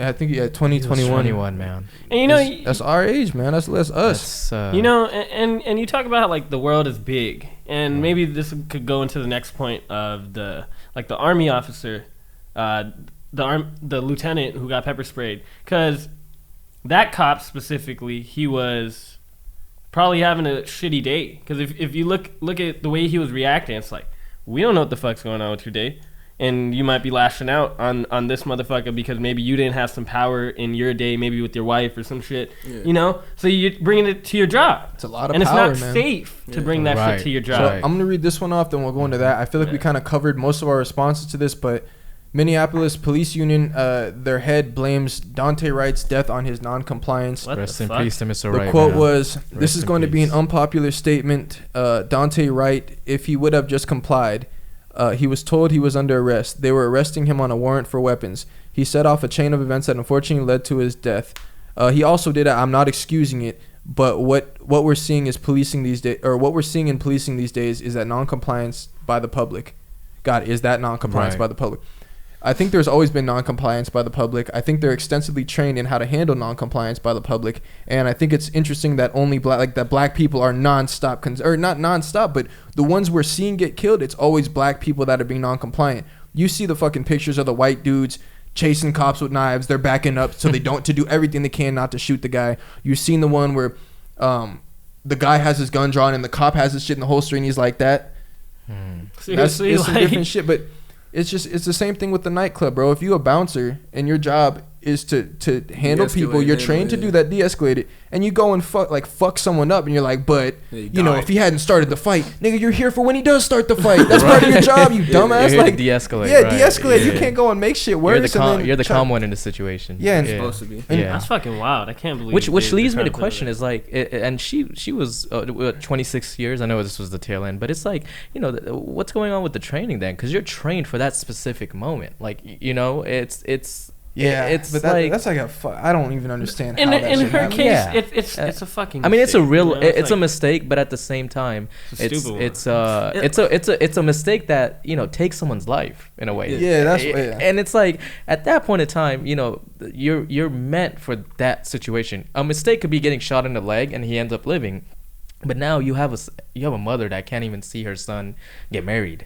You know, He got a And- son himself. It's fucking crazy. Oh, but you know, it just leads me to say, it's, you know, where is our money going to if these trainings aren't appropriate enough to the point where last year wasn't an example of what needs to be done, and it's still Is that you is know. that a question of training, or is it just kind of like the law of large numbers? Because I think think- about it, it's like we don't highlight the good cases, we don't Right, highlight the right. successful de-escalations. It's Absolutely. only going to be when Yeah. something bad happens. I think And it's then, hard you for know? things to get better if no one's actually focusing on a fix. They're just saying Right. like, well, look at all the, because it's like, yeah, like what you're saying is true, exactly. Like, I'm sure there are a lot of times where it works, and it's like them saying we've tried to enhance our procedures.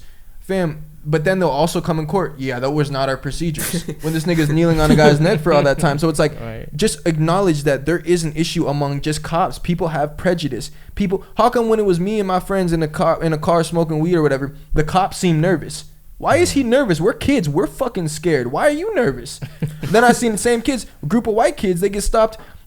Dude, we had bongs in the car, bro. Like, the cop just started laughing, dude. Like, he didn't give a fuck, bro. Like, they were so chill with us. Yeah. This Well- nigga was nervous with me. Like, but no, again, it's Well, different the, cops. the but nervousness, I understand that aspect because of the shit that they probably see on the daily basis. It's like, fuck it's- that. So you get to treat me differently because you've seen other black people do stuff? No, I'm not even saying other black people. Just think about the shit that they got to go through themselves. Like, you got a job where you're fucking. Most cops never fire their guns Right. in their whole careers. So most Right. cops aren't seeing that stuff there. They're not getting people pulling guns.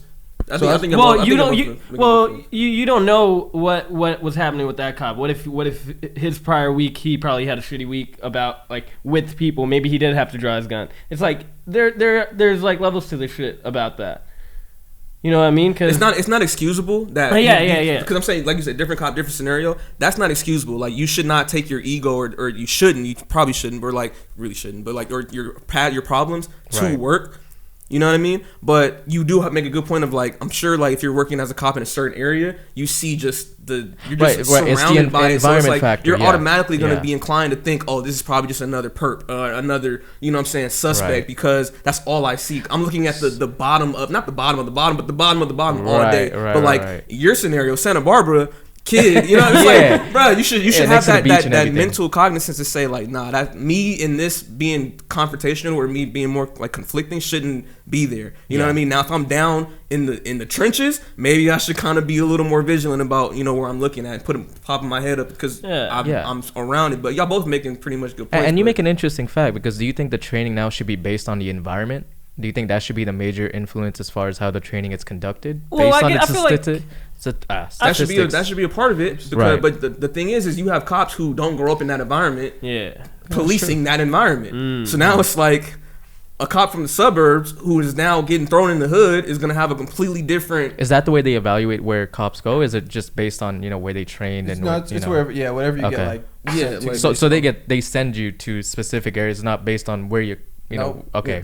So Okay. if you have a cop that doesn't understand the area, you don't understand the people, you Right. don't understand the nuances, you don't understand Well, yeah, that any of yeah. the ins and outs of how it works, like the lingo of that area, you're gonna have a different perspective. Your human factor comes in where you're protective of your own self rather exactly. than. I want to go home to my absolutely. safety in my Right, space, but I'm right. over here working with you. And we forget that. And- we so- sometimes forget that Well, too. but we can say that, and it's like you're almost saying it. You're showing that it's true. Like they are humans in the sense of like, you know, there are different environments, and that's realistic in terms of where you're from. How come the cops can't acknowledge that? Right. Yeah, How come well, they yeah, can't, But how come it can't be acknowledged? Like even that, because that you're almost not defending, but you're painting a picture that is accurate in my opinion. Like in terms of if you're from an area you're not from, and that might be another problem of they're policing neighborhoods they're not from and stuff Right. like that.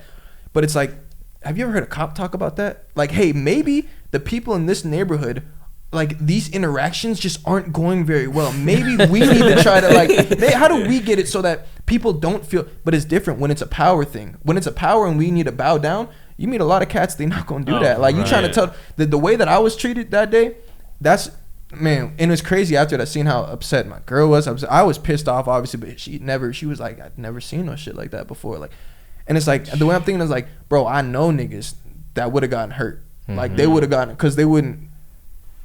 Like, you ain't gonna emasculate me. Exactly that, and it's the craziest feeling when you got to tell your girl to chill. Like, don't say nothing. Just don't say nothing to them. Don't say like you trying to tell her tuck your tail. It's only gonna get worse. Trust me. Yeah, stop. The best thing we could do is just get out of here. This shit's already fucked. We gotta get out of here. You Yeah. got it on film. That's great. Let's get out. If we get out of here, that's the W for the day. We can go on with our day. But it's like a lot of cats. You know how people are thinking, especially if you're not thinking like that. Especially you don't know what surroundings you coming up in. Not every dude is just liking being manhandled. Not every dude's step out the car for me, sir. For what? Step out the car and I'll tell you. Step out the car. Get out. The guy we're about to talk about, the Army lieutenant. Can you just tell me what's going on? Get out of the car. Get the fuck out of the car. You're gonna get tased. He gets pepper sprayed in his face. Yeah. Like certain cats, they're not going to listen for whatever reason. And I hate seeing it when they're not, because I'm like, for your own safety, bro. Please just listen. The gentleman who got shot in the back, I wish I could remember her name. It was carrying a knife. It was last year. Shot in the back by the officer. That one, just watching it hurt because I'm like, no. Because you know what's happening while You you're already watching know, it. yeah. So I'm just like, bro, no, please, just listen to him. Just listen to, and I'm never on the side of blame because it's not your fault. But at the same time, we know how it is. You know you could get killed, bro. Just listen, bro, because you're not gonna be able to outrun them anyways. Yeah. They gonna get the bird on you anyway. By the time it's a conversation of getting arrested and they on you. There's not much you could do. They already called the squad car. You black. Yeah. They have 2 cars on you. Like, it's some different shit, man. All right, let's get into this, Lieutenant. Look, we don't gotta go crazy long. I feel like everything we're gonna say is kind Pretty of much, applicable. But Yeah. Virginia police officer fired after Black Army lieutenant is pepper sprayed and handcuffed during a traffic stop. If you watch it, it's pretty fucked up, man. It's another thing of like respect. If you that cop and the man is asking you like, just please tell me what is going on. Tell me what is going. It's very clear to see where your head is at when when someone asks you what's going on and it's there again, they don't acknowledge how much power they have. You're telling a grown ass man who serves the country, you're yelling at him, get out the car. He's sitting there calmly recording saying, yo, tell me what's going on. Could y'all I'm really scared right now. Could y'all tell me what's going on? Get out the car. You don't know how to obey. You can see how he was doing them. It's just like, understand the power y'all have. If you're a righteous one, understand that. And some of the ones that come off nice, that are good, it's like they have that understanding, it seems like. Like they could tell when I'm telling you them, oh, I'm going to reach my wallet. No, you good. Like, yeah, no problem, bro. Grab it. I appreciate that. I've gotten that vibe before from the guy that let me go. He was, and I had like my window was fucked at the time, a little broke at the time. My window was fucked, so I had to open up this one. I'm like, sorry about that, officer. You know what I'm saying? This, and he was cool, and he like, no problem, bro. Grab it. Yeah. And he was chilling. Wow. Even that feeling of like, damn, he ain't treat me like. Then I'm like, do I look soft? What the fuck? He not scared at How all. was he looking today? I'm like, this nigga acting like I got a knife, you know. I got a knife. I'm like, seriously? I can grab anything, motherfucker. I got some ARs in the trunk, you know. Just But to let him know, you know. It did mean I get something. it. That's so fucking funny. Yo, with the officer and the lieutenant, like if somebody is telling you they are scared, And like showing you're you not their gonna. hands. Exactly. It's not like he's just staying silent and he's not saying anything. He's asking questions and he's telling you how he's feeling. You know, because you're yelling at the dude. The dude doesn't know what the fuck you're even stopping him for until like you guys are already hot. Yeah. Like there's no reason to be hot for a fucking traffic stop. And in their fairness, I watched the entire thing and then I saw the conversations they were having afterward. It was all calm and shit. Well, comedies like, he's like, no, I know you're scared because there's BLM stuff going on, but they were upset because they were saying, I guess when they had stopped him, he kept driving for like a mile while. and a half. Yeah. For like a mile. What? But he kept driving for a while because he said he was trying to find a brighter lit spot. Yeah. Regardless of that, let's say I'm the officer. It's all about pride. If you finally stop, I get if you pull up with the guns out, you're like, what's up with you? I don't know. Yeah. But as soon as you doing all this, hey, bro, look, you didn't stop after a minute, man. It's throwing us off. Could you please step out the car, sir? Ease Like, off a little. even if you give him that respect, give him some respect. But if it's all about pride and you just obey my order, so the military didn't teach you how to obey orders. I'm a veteran too. It's like, bro, if you try to communicate with someone in a way that they will comply, sometimes, nigga, I want to be. I feel like, nigga, if I didn't do none of this shit I did, I could have 2 lives at once. I want to change shit. Like I know that I can have interactions with so many black kids, like the ones I've come across. I've come across very bad ones too, definitely. But the ones the 2 I've come across that were cool, that meant something to me. And I know I can mean something to people. Like, that's why if cops knew the power they had, dude, if you feel like cops are being attacked, then you better be the ones showing kids that it ain't all like that. You see the ones playing basketball with kids, dicing up kids in the hood. Yeah, that's real shit right that's there, community, man. man. That's like really Making me bringing the smile. community And- together too. But those cops need to, instead of saying, like, see, cops aren't bad, man. Don't listen to what you hear on the news. Stop saying that shit, man. Just say, bro, not like, hey, man, like, just know not all cops are bad, but I acknowledge that there are. Like, it's an ugly world, man. Like, There's every job you find, you're gonna find people that are assholes in it. You're gonna find people that are pride driven, especially one where you get to have a badge, be damn near above the law, basically, because you're the one asserting the law and shit like that. And you get to carry a gun and tell imagine you a kid, right? You grew up in, name like a white ass, you grew up in Sherman Oaks. Went to school, you went to Notre Dame High School. Now you become a cop. Now you in South Central. And a real nigga. You talking to a real nigga, bro. Like, this nigga, and you telling him what to do? Yeah. Imagine the power you have. I could go to the biggest gang member and tell him what to do. And if he don't want to listen, nigga, I'll turn up too. I got it like that, nigga. I'll tell him I'm going to get off. I'm going to go off on him. I'm going to beat his ass. hold his ass down, tase him. I could do whatever I want to him. Find the hardest gang member. He gonna Right. listen when I come around, or he gonna get killed. That's Yeah. It's a That big could be the world, man. mentality. I think with this one was such a hard watch. I know. Just So because it's fun. like, but I mean, with It's this so one, nice. Hey, but good to know. yo. Blink it out with pepper spray. That's the only cure. Because he said Blink the it out? water will fuck you up. Because they Oh, got him okay. water. Yeah. He's like, it's only gonna reactivate it. He's like, then they started trying to help him. That's why it's like, people don't get the power they have. Because even them, they still think they right, and they're talking to him. See, man, why'd you have to make it such a big ordeal? Why did See, you? Like, why did you outta pepper here. I spray don't know, him? but this one though, my conspiracy is tingling with this one. I want to hear it. I- I huh? want to hear it. Go for Let's it. go. I think it's a psyop. You I got think, fired, by the way. I think this one's a psyop. Wait, What's the what? psyop? It's like a psychological operation, pretty much, that the government started testing like on its people just to see like how far they can go with fucking them up mentally and shit. And like they would test out different. I'm not explaining. going, it. I'm keep not going, explaining keep it going. perfectly. Right. But look up psyops. Like it's a real thing. You know, you can look up the government doing stuff like that. But in this regard, it's like you have a black lieutenant, right? And you don't know his name. They don't tell you his name. They Yeah, dehumanize him by not telling him. Right. They do that on purpose, though, by Okay. not giving you his name. The whole time he's sitting there, he's compliant. He sets his phone up, right? I'm pretty sure the cop saw the phone, right? Like, I don't. Yeah, I right? feel like the cop cops- has to yeah. see the phone. Yeah, no. Yeah. He Yeah. said, I see your fucking Yeah, right. phone. So blah, blah, he yeah, sees the he's- phone. The cop is not explaining to him what's going on. So I see the phone, but I'm going to continue to just kind of rah and yell at Right, you. escalate things. Escalate Right, things. right. He's talking about a taser. He's like, yo, you can ride the lightning. He's threatening him now. He said that. He was like, something about ride the Yeah, lightning. he said something you like can that. ride the lightning. yeah. They use the Holy terms shit. now. So he threatens him, right? The dude is like, oh, my dog, he's like, so he's the good black guy, and you know what I'm saying? This is like an emotional pull. Like that's what like a psyop in this situation would kind of work out as. Now I don't know, but this one, it's just too much of an emotional pull that just didn't make logical sense of like, you are a vet cop or you are a cop. What fucking stop goes like? And you had the younger dude who's cool, you know, like he was kind of like not trying to interfere with with his older dude or something like that, but. Right.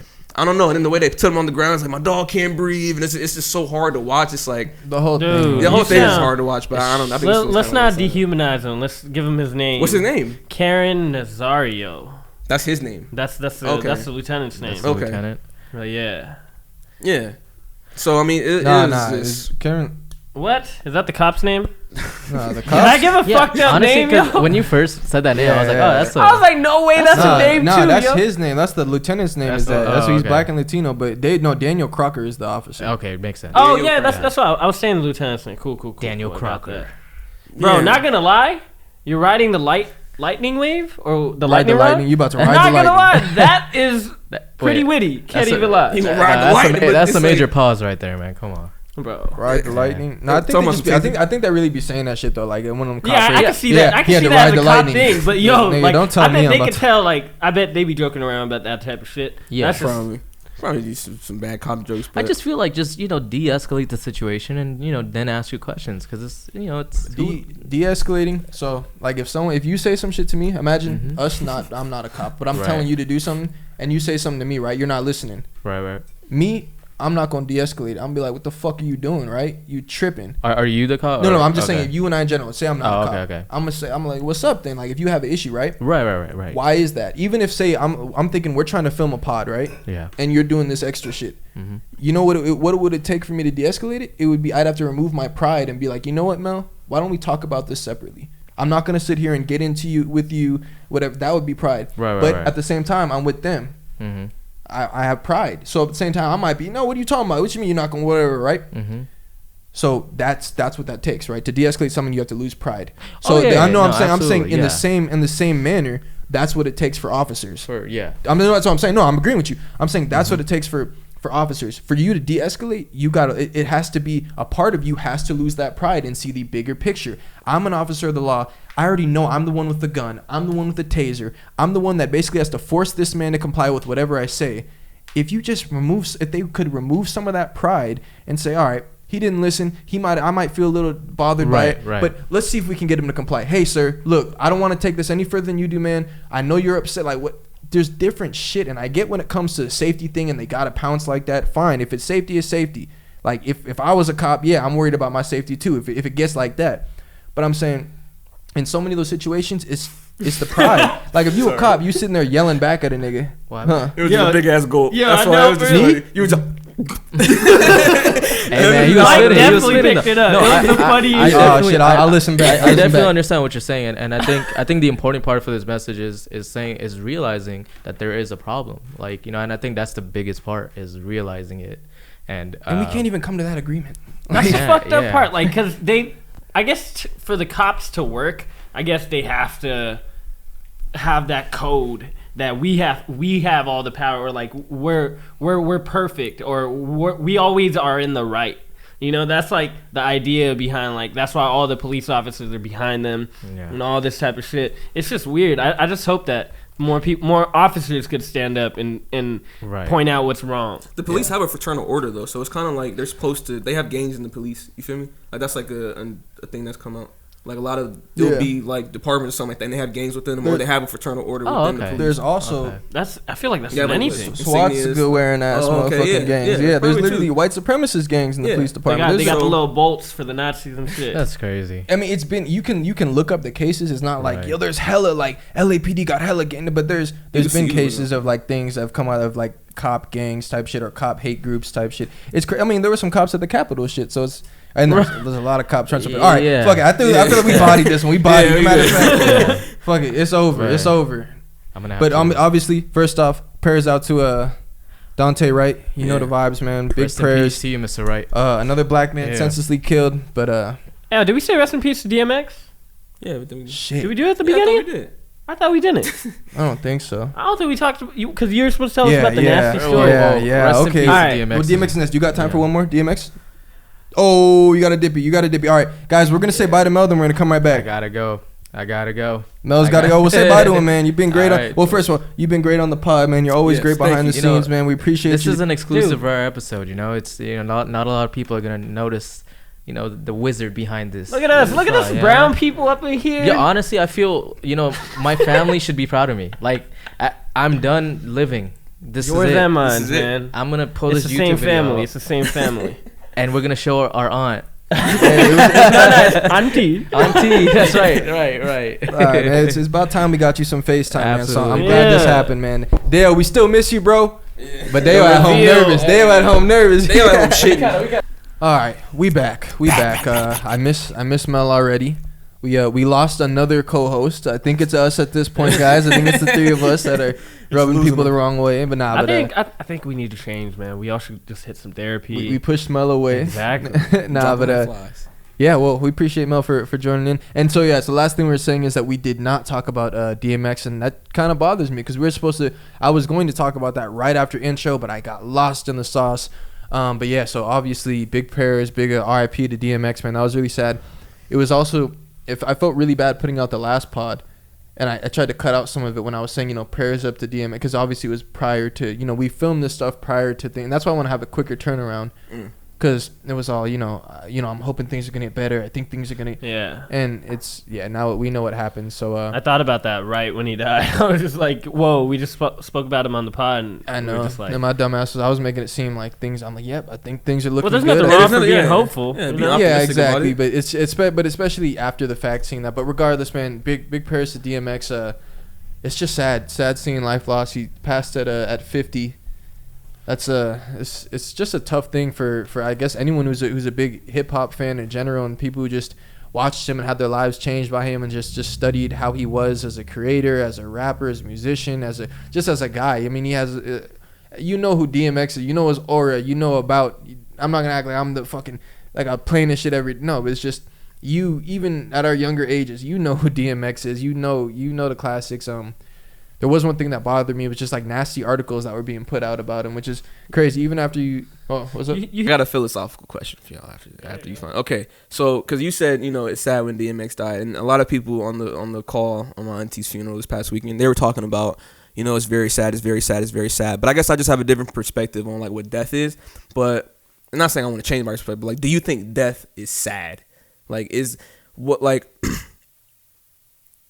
in itself is it sad? And I guess I'm thinking about it from the perspective of like, okay, imagine if you, let's say you die, or let's say you believe in a spirit, right? At that moment, your spirit is now free from this body that only lasts 100 years, starts getting old, starts getting decayed. It doesn't really do anything great, you know what I mean? It does a lot of great things, put your mind to it, but by itself, it's kind of just like there, you know. So it's like if you are this piece of consciousness, you know, that is so expanding, I guess it's like it wouldn't be sad if you die, if you lost the thing that's holding you back, I guess, from you being quote unquote free, which is the body, you know. I guess so. It's like I feel like it's sad on Earth. Like Yeah. it's sad for your loved ones. Sometimes I do, like, I see what you're saying, and I think also, especially if you believe in like something past life and something that happens after, we don't really know what our lives look like. We don't really know, especially if you believe in God and you believe He has a path for you and different things.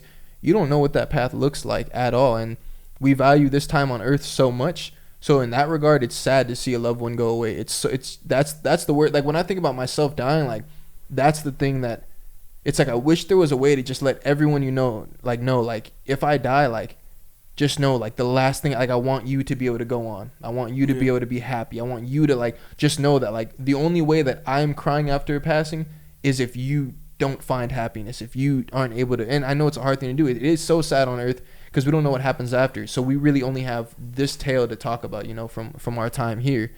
But it's like I see, especially what you're saying when they say like, you know, they want to find a reason. Like when someone passes, man, why? Just why? This isn't right. But it's like people die in so many places all the time. Like when, you know, we hear about certain people pass and you say like, oh, why him? Like why did it have to be him? But it's like, well, why did it have to be the kid in Africa that passed? Why did it have to be kids there's people that die horrible ways every day for no reason? But at the same time, if you believe in a higher power, you got to understand, like we talk about this and when you hear about even younger people passing, and it's horrible for us here. But if you believe in that, it's like no one knows when it's their time. No one knows what's going to happen. No one knows if you believe in a past life. Maybe it has to do with the past. No one knows what you're here for, and no one knows when it's going to be taken away. So, I don't know. Yeah, I always have a different perspective, I guess, on death. Death is like absolute. That's like the one thing I feel like. Well, I feel like there's a lot of things on Earth that's absolute, but death is like the one that's for sure because it's like we've never seen anybody come back to life, you know. But I don't really have. You know what I'm learning with my plant though? Like This nigga. no, it applies. It got life. It got life. Here's what I'm learning with my plant, because you know Einstein, you know, energy doesn't die, it doesn't go away. It only transfers pretty much. Energy, what is it? You can't destroy energy. It only moves from state to state. So if you think about it like that, like my plant, I thought it was dead, but then I start seeing more sprout up, and I'm thinking like that, not like in the same way of like humans. But it's just kind of crazy just watching the plant die, and I'm thinking it's never going to have another life, but then you have more buds that come out of nowhere. So I'm thinking, I kind of applied it to like humans, like, okay, we die from this body, but if we are angelic or we go to angel, you know, all that stuff, and we just come into another body, like, is that possible? Like, you have these kids who are prodigies at like 7 playing piano. Like, how do you explain that? Like, are they just that much smarter than us? Or like, or you have these revelations from kids who have no idea of these really complex concepts, but they're having dreams about like dragons and swords and these very fantasized dreams. It's like there's something different about your brain. You're connected to another, like in the space. Yeah. You know what I mean? So it's like I forgot what I was first talking about, but it's Your craziness. plant. It'd be Oh like yeah, my that. It'd be plant. like that. So yeah, so like, do humans? Are they the same way? Are we just a body and we come back and we might remember our past life, or maybe or not? You know what I mean? I think the story, the myth is you drink from the fountain of forgetfulness, something like that. But either way, Yeah. interesting That's shit. pretty wild. Yeah, but I love my either plant. way- Shout out my plant. Yeah, shout out your plant. Shout out your plant. Shout out the family of DMX. Prayers. They put out some nasty article, bro. The New York Post. While it's crazy. Like it's. I just don't understand how certain things are able to fly and no one is able to say like this is not tasteful. They put out an article basically listing off. They were listing off the amount of houses that he lost basically during his time rapping. It's literally DMX and the houses he's lost during his rapping career.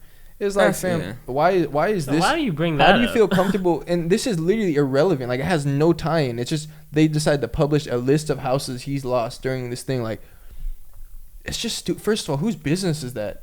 I don't know how many houses he lost. I don't know where he stayed at. Like this just it's crazy how even when you're down like that, when you're literally in your passing bed, you still seeing articles like that written about you, and you talk, so many celebrities talk about the hate they get. Some of that shit's real, man. When they talk about the press be on them. They trying to post every bad story they can about them. even when you're about to pass, man, he's still doing it. And that's why. Philosophical question.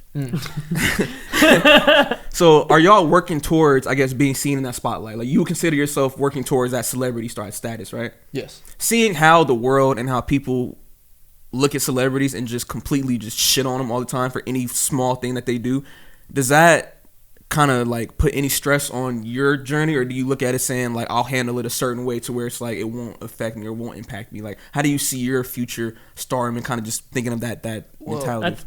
I think like being a celebrity now kind of sucks because you have the fucking internet and they like everybody has an opinion about you. But I don't know, personally for me, it's when I get there. If anything, like growing up in this era, I'm starting to understand that controversy is the thing, and people are gonna shit on you. And it's the faster you understand that, it's like, okay, cool. At some point, I feel like once you reach a level of stardom, people can only tear you down. Just like with Michael Jordan, you see the documentary. Like everybody knew that Michael Jordan was the GOAT. He stepped away from media. He stepped away from everything. Just let his company and let his shoe business, all the businesses, just keep his name. And obviously, like everybody talks about Michael Jordan. But once that documentary came out, that's the moment people started shitting on Mike for who he was. You see, that's why I don't think like I can be too afraid of that, because at that point my mental will be at a different level. You know, I don't think I have to worry about that type of shit, Right. because unless I let it bother me. You know, even with Kevin Hart gets shit on all the fucking time, or like he could do his best and he makes the joke. Till this day, they still talk about him and his Twitter comment. Yeah, that was crazy. They even got Kev. Like when they got Kev, Yeah. it's like, yo, Yeah. that shit crazy. I mean, it really is a media. People will try to dig shit up and fucking cancel you. They'll have agendas. But in terms, as far as the question of like, I mean, first of all, I care more about impact more than anything. That's really what I'm after, is to be able to impact people and to do things in that way. So, as far as like when you talk celebrity or dealing with things like that, I mean, honestly, you certain people, you have seen them maneuver in a way where they have maneuvered properly with things. They've maneuvered properly in every aspect they got. Like Drake's talked about, I always got to make the right moves on the world stage, or right moves with the world watch, or whatever he said. Yeah. I mean, you see people maneuvering. We thought Kev was doing a good job, but Kev got on that shit. Then he got caught fucking them, whatever. But it's, you maneuver, but at the end of the day, like you are accountable for the things you do, and that's actually like one of the reasons I like the pod, is like we're genuinely having conversation. What we say is what we feel, and so if anyone wants to scrutinize about that, okay, but make sure you get the full context. Watch the whole thing, and then I don't really feel like I need to defend myself. I feel like if you watch the whole thing in its entirety, then you have a pretty good idea of me, and then if you have a problem based off that, then we might just not see eye to eye. But I feel like if you move in a certain way and you move in a way that you're comfortable with, that suits your morals, there's less of that to worry about. I feel like if your morals are lacking and you don't know which way to move, and you do some shit for clout, you do some shit because you're raging, or you're in, who knows? It's hard to judge people because you don't know what point they're at in their lives, or what they had going for them before, how things are now, the loneliness they may feel. They might have never had someone doubt them, or never had someone say something in the media about them. So, you know, it's just different shit. But I think you just gotta move accordingly, have thick skin, and just know what you're doing. And it's Be also great. like some people come up, like for example Charlemagne the God. He came up in that era when he didn't give a fuck, and this is where like his exposure came from, him not giving a fuck. But now if you look at the dude, he's all about therapy.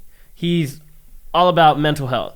He's doing all these things, and I forget who he quotes, but he says, if you don't contradict yourself, you're not growing. Oh, I like that. And Okay. that's fucking facts. Yeah. Like I think people got to be able to understand that. Like celebrities are humans. Yeah. You know, they think that these fucking superheroes Gods. that whatever they say, like you think obviously this is why people care about public image so much, that the people are gonna shit on me, my fans are not gonna believe in me and shit like that. But your fans do the same types of shit that you guys do. And you know It's how just that the you have to media keep it hidden. storm is too. Media Exactly. fucking blows over in 3 days. No one gives a fuck. The next thing will happen. Like, Yeah. I feel like a lot of artists and celebrities, just in general, people that have big platforms, they lose they're not really realistic. They kind of lose sight of it. So say like you're getting all these like hateful comments, or like so many celebrities, they will address something and that's how you found out about it.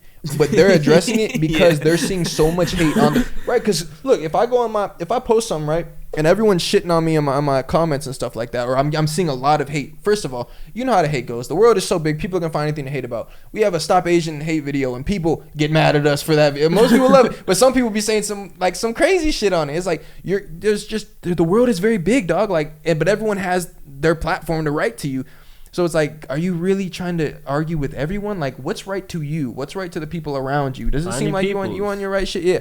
And then on top of that, the people that it will bring something to light that no one even knew about, it's because they're seeing it. You're seeing all these people in your comments. So to you, it's the world. Oh, fuck, everyone thinks this shit. Yeah. Then you go and talk about it, and then I'm like, yo, did you hear? This nigga Drake was saying he like had to clear it up because I guess people were really mad at him, blah, blah, blah. Who's people? We wouldn't have even known about it. Like, a lot of times, he was just random name, but like, a lot of times, they give it light. If they just said nothing, where are them commenters gonna be? Like, they're gonna, okay, let them keep, like, I think people lose perspective and they want to feel love so badly, so they're constantly, they keep looking at their feed, looking at what people are saying about them, looking what, and I feel like that fucks up a lot of people's heads, man. But I guess we'll know when we get there, right? Yeah, I know it's always that is always something in my head, like just thinking about it, like how people will take me in, or when will I get the shit on? You know, I'm just curious, you know, because sometimes I do like the controversy. I do love it. If you're not upsetting people, you're not being authentic. Yeah, you know, that's in like a one of the way, biggest. in a way. No, it depends. no, that applies to different things. Because if you're just a good person, like Derek Jackson, you know, he's being this sanctimonious motherfucker, telling that men shouldn't cheat. You came out like it. If this wasn't your game, Yeah.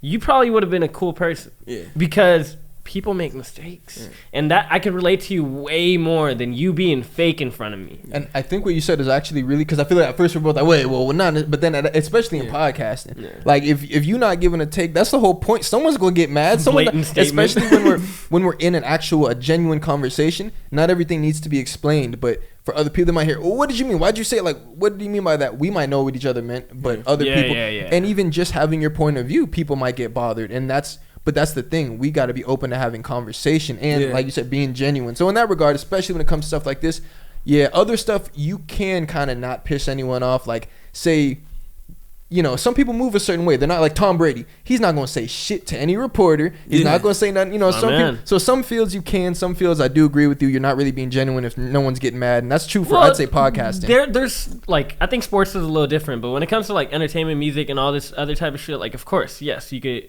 If you are that person who goes out and talks in the media, or you're speaking to the people rather than your job is to like maybe shoot a ball or you just make music, drop it, and never like interact. J. Cole, he'd be out, but he not gonna make nigga. Oh, he had like some bars. He had some bars back in the day that made people mad. Yeah, but like, and also like J. Cole wasn't that type to like. He's not out there being the activist, you know. He's not out there. He just lets his music do the speaking. And just like how you say, I'll make my music in a way that I'll just allow people to take it the way that they want to. And some people will take it differently. Some people will take it that's the beauty of art. You could what's that thing called?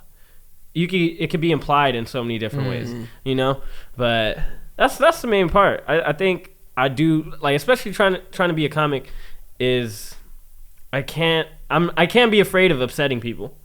You know, I'm gonna upset people. Yeah, oh yes, because I'm talking to people straight up. Like it's not easy, and I don't want to come off as fake. I don't want to just pander. Fuck pandering. You know, I want to be me. Yeah, that's it really just, it depends on your craft. Like, I feel like comedy is definitely another one where it's like, if you're gonna be real, and especially your type of humor, like, some people might get mad, and you know, people be getting so offended at comedians. Something like, I get it sometimes, but sometimes it's just like, fam, was it funny? Like, if it was, and it wasn't like, you know, there's different levels to the shit, but whatever. I think we killed it. We killing all this shit. Yeah, we just fucking on a tear tonight, man. It was that drink we had before, man, that got us going. Got us warm. All right, so let's think about this, man. Where do y'all want to go? We probably got a good amount of time, and y'all want to go Neuralink. Y'all want to go a little bit of sports. We could talk to Ben. All right, you know what? Since we down to Anchor, I wouldn't feel right if we go all in on sports. Why don't we just talk this Ben Askren and Jake Paul fight and call it a night? Ooh, I got bars. Okay, I like think Quando hilarious. But we'll talk about part two. Okay, next spot. Okay, because I want to get into that. But Oh yeah, fuck! I didn't write it down. It's I told you. fine. That's cool. Yo, I was ready. I'm terrible at this. I'm terrible. That's okay. It's We'll save it, okay. we'll It's save it. okay. Okay, We'll next week. I gotta write that Well, down. we'll have Deo too, so it's like Yeah. I like Day the four old people. milk. I just came up with that. Yo, I used to call him that shit. I used to wonder if that would annoy him or anything. I'm It, dead. it was probably a shit. It's a shitty joke. All right. All right, so what's So up? Ben Askren and Jake Paul. All right. I'm gonna give you all a rundown of what people don't, like the full backstory of who Ben Askren is and who Jake Paul is. Jake Paul, y'all know, YouTuber, influencer. He's been boxing for the last 3 years. We saw him fight KSI's little brother. Forgot his name. It don't. Oh, no, forgot it again. It don't matter. But he fought him. He beat him in a decision. I don't know. Wait, the little brother fighting? Logan's the one that fight. Yeah, sorry. No. Logan is the older one. Right. He's fought twice, but Jake is like the fighter. So the Like, little he's one's really, fighting this he's one. really I all guess in the then. fight, Okay, and yeah. they say he's a better one. But Yeah. so he beat KSI's little brother. He beat Anderson Gibb, in like the first round via knockout. Actually, it wasn't a knockout, but boxing, if you get rocked that many times, it's done. So Yeah. I guess it's a technical knockout, but. So he's had 3 fights. We saw the other one was Nate Robinson. Obviously, Nate Robinson couldn't fight, so not a big pool size. Yeah. But he does look to really like he's really been training nonstop, body wise, just fighting, just hitting pads wise. But it's like sparring. I just watched George St. Pierre saying, he said everyone is the champion on the pads. Everyone is world champion when it. And then then you have Ben Askren, right? Ben Askren, everyone shits on him because he was never a good striker, and his most famous thing was getting kneed in the face by Jorge Masvidal. Okay. It was the shortest. He calls him George. That's why. I like calling Jorge's George. Ben Askren always calls him George when he talks about him. But they had beef, talked a lot of trash. It was a huge hyped up fight, and he got knocked out in 5 seconds. Literally, One he of the ran most up, embarrassing kneed him in the knockouts. face because he knew as soon as I run, Ben Askren he's a wrestler, career long I want to wrestler. say that, yeah. That's why he was an amazing wrestler, NCAA wrestler. He was 10 years undefeated, not in UFC though, at Strikeforce, which is, you could say it's not the same competition, but he beat some people that were looked at as dogs back then. The unfortunate thing is, it wasn't as popular back then. So people in the MMA world, I've always known who Ben Askren was. I've known about him. I didn't know but everyone's known who, because Strikeforce, he was like a legend in Strikeforce, right? Yeah. Worked out a deal. He came to UFC. I think he had one fight before Jorge Masvidal. Then his last fight, because he was basically coming out of retirement for the Jorge Masvidal fight. Like, all right, well, I'll stay for this one. Kneed in the face in 5 seconds. That's all people know. So Got people kneed basically in are the ear hole. they're basically picking up from a couple years ago of, I think it was a year ago or something like that. No, a couple years ago. Dude, COVID made things fly because everything seems earlier or more recent. But yeah, so a couple years ago, people are remembering him based off that. So they're like, oh yeah, it's going to be a wash. But then other people are saying, bro, he's a pro fighter. He's been in fights. He knows what that fight is like. He knows what that adrenaline feels like. He knows what it's like when a fight isn't going well. But the thing is, he never got rocked. Like, aside from him getting fucked up by Masvidal, all the times he was fighting, never got rocked. He dominated everyone with his wrestling. But the thing is, obviously this is boxing, you can't wrestle. So in a sense, you kind of are a little fresher than him. He's 3 years of training in boxing. And then it's fucked up. They keep compiling clips of like, Jake Paul's not ready for this, or like Ben Askren throwing punches. And it's like, it's just, he didn't throw punches, bro. Like, the most he do is he could kind of feint high like that and then just shoot for the takedown. That's Yeah. all he wanted to do. So it's really funny seeing some of these like awkward looking ass punches. Yeah. He doesn't have good striking. I was He gonna say, doesn't- like, I saw a video of him, like some of his highlights, but it was all wrestling takedowns. And so I was gonna ask you, like, is he a wrestler? Like, is he known for wrestling? sure. Because, Amazing like, wrestler. I saw, like, in the highlight video, maybe 1 or 2 strikes, and they Yeah, he's did never not hurt- he's look never hurt good. anyone with a They strike. didn't look good. They looked And like that's out of place. Yeah. that's another. And look, Jake Paul is definitely gonna land. I can't even lie. He's definitely gonna land. And he can Ben- also eat one too, though. Yeah. he eat one and not get rocked. Look, the way that I see it is gonna be like Ben Askren. He's a pro fighter. He's a man of durability. I'm gonna assume he's been in the ring Yeah. way longer than Jake fucking Paul. But at the same time, Jake Paul can land, and we don't know. But I feel like he's just gonna just run him down. I feel like Ben Askren's Ben gonna run Askren's him face down. looked like he could take a punch, though. yo, I think Jake Paul could win off points though. He's taking some shots, and that's why when I was saying he hasn't gotten rocked, he's taken some shots. They just never rocked him. And you're talking about, is he a really good wrestler? And that's another thing. So a lot of people, His there's so wrestling's many different ugly. sides of this where it's like, you guys don't get it. He is a world champion. Because a lot of the people, us like MMA fans, we're saying that to the outer. Dude, you don't even know this guy. He's not a bum. Like, this guy is official. It's just that the way he comes off and then that fight. But at the same time, to the people that are like, he was a world champion, it is true. Like, you know, I think it might have been a little watered down because nowadays you cannot fight. Like, you cannot be a pure wrestler and have no striking. Like, no. you're not going to be You'll that win successful. some. But it's tough nowadays. But you're not Like, gonna be a champion. At the highest you might competition, not be you might not be in the UFC, to be honest. Like, it's tough as fuck to stay in. One loss will you could be out that bitch. So I mean, you look at all the people they have coming up now. Like, I was saying in the group message, like, everyone is pretty much required to do everything. The days of just having one martial art in your bag is over. You really do have to be a mixed martial artist. So everyone has to train everything. Takedown defense. Your jiu-jitsu needs to be on point. Not everyone is gonna, because some people you just know they're not gonna, like Conor McGregor is never gonna shoot for a double. He's never gonna shoot for a single. But he doesn't. He has his takedown defense. He has his grapple game when they're in close. So you have to work all aspects. Is the point. But all right. But let me say something though. And so if Ben Askren's whole thing going into this, motherfuckers, they gotta lead it up. Bitch, no, because what was it gonna say? Oh yeah. No, I think he had a gulp again, but then I realized it was me. It was me. Oh, it was you. Yeah. But motherfuckers, now I forgot what I was gonna say and shit too. No, but so Ben Askren, he so his thing is why he took the fight was he's like, so I just had hip surgery. You know, I wanted to train, but you know, for me it's kind of hard to train if I have something to train for. So I was probably gonna take some wrestling matches and stuff like that. And then they came across to me and were like, yo, like, here's the amount of money we'll pay you. And he was saying, by the way, I'm good on money, by the way. Like, I have my own gym. I'm very well invested too, by the way. And I made a lot of money off MMA. So it's not like I need this money. But they said, hey, do you want to box this YouTuber? I mean, he heard about him, but he's like, a fucking YouTuber? I fucking fought for 20 years against real guys, like strikers who had been, the thing is, the guys you fight are guys who've been doing it for 10 plus years, 8 plus, like they're fucking all in. So it's like, in his eyes, I beat them dudes. Well, I'm getting paid just to box this guy. This is going to be great. I was already going to try to get in shape again anyways and start training. But the thing, you know, all right, so I'm starting to think, because I saw the press conference, saw the weigh-in. Jake Paul's doing the most, trying to hype up the fight. He's kind of making an ass of himself, just going crazy. But Ben Askren is also doing a tour. But his whole tour is he's like downplaying it, kind of just, yeah, you know, I just figured I'd get into it. And he's not super boasting. And it's funny because the way he was in the MMA world, he knew what to do to get himself on, which is why people didn't like him at the time. He knew how to talk trash and get it going. In this scenario, he hasn't really been talking trash. I mean, kind of, but not really in a nice way. He was not talking shit, bro. I think. It's, oh yeah, in the press he ain't conference, selling the fight like how you could sell the fight. The thing is, but okay, that's what I thought at first, right? Then I see him doing interview with the same tune, the exact same explanation I gave you of why he came back to do it and all that. That's the same thing he's been saying, almost like it's on a script. And so I start to find two things he might be doing, and he might be kind of genius.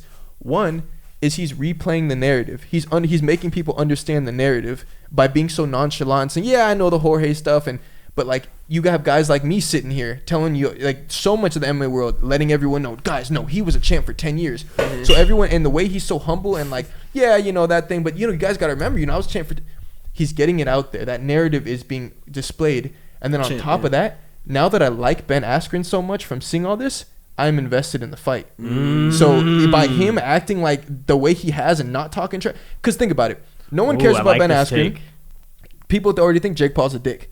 If they were just talking shit the whole time, it's like, I don't give a fuck who wins. You guys are bums. Like, they both could die. But him showing how nice of a guy he is, and like everyone, even they were saying after Logan Paul had him on his pod, he's like, dude, yeah, that guy was so nice. He's so sweet. Like, I tried to roast him, none of it was working. Like, he's just too nice. Like, and he just kind of doesn't get mad and riled up. And like, dude, to be honest, I'm thinking like, this nigga, he's selling the fight by acting like he's not selling the fight by me, bro.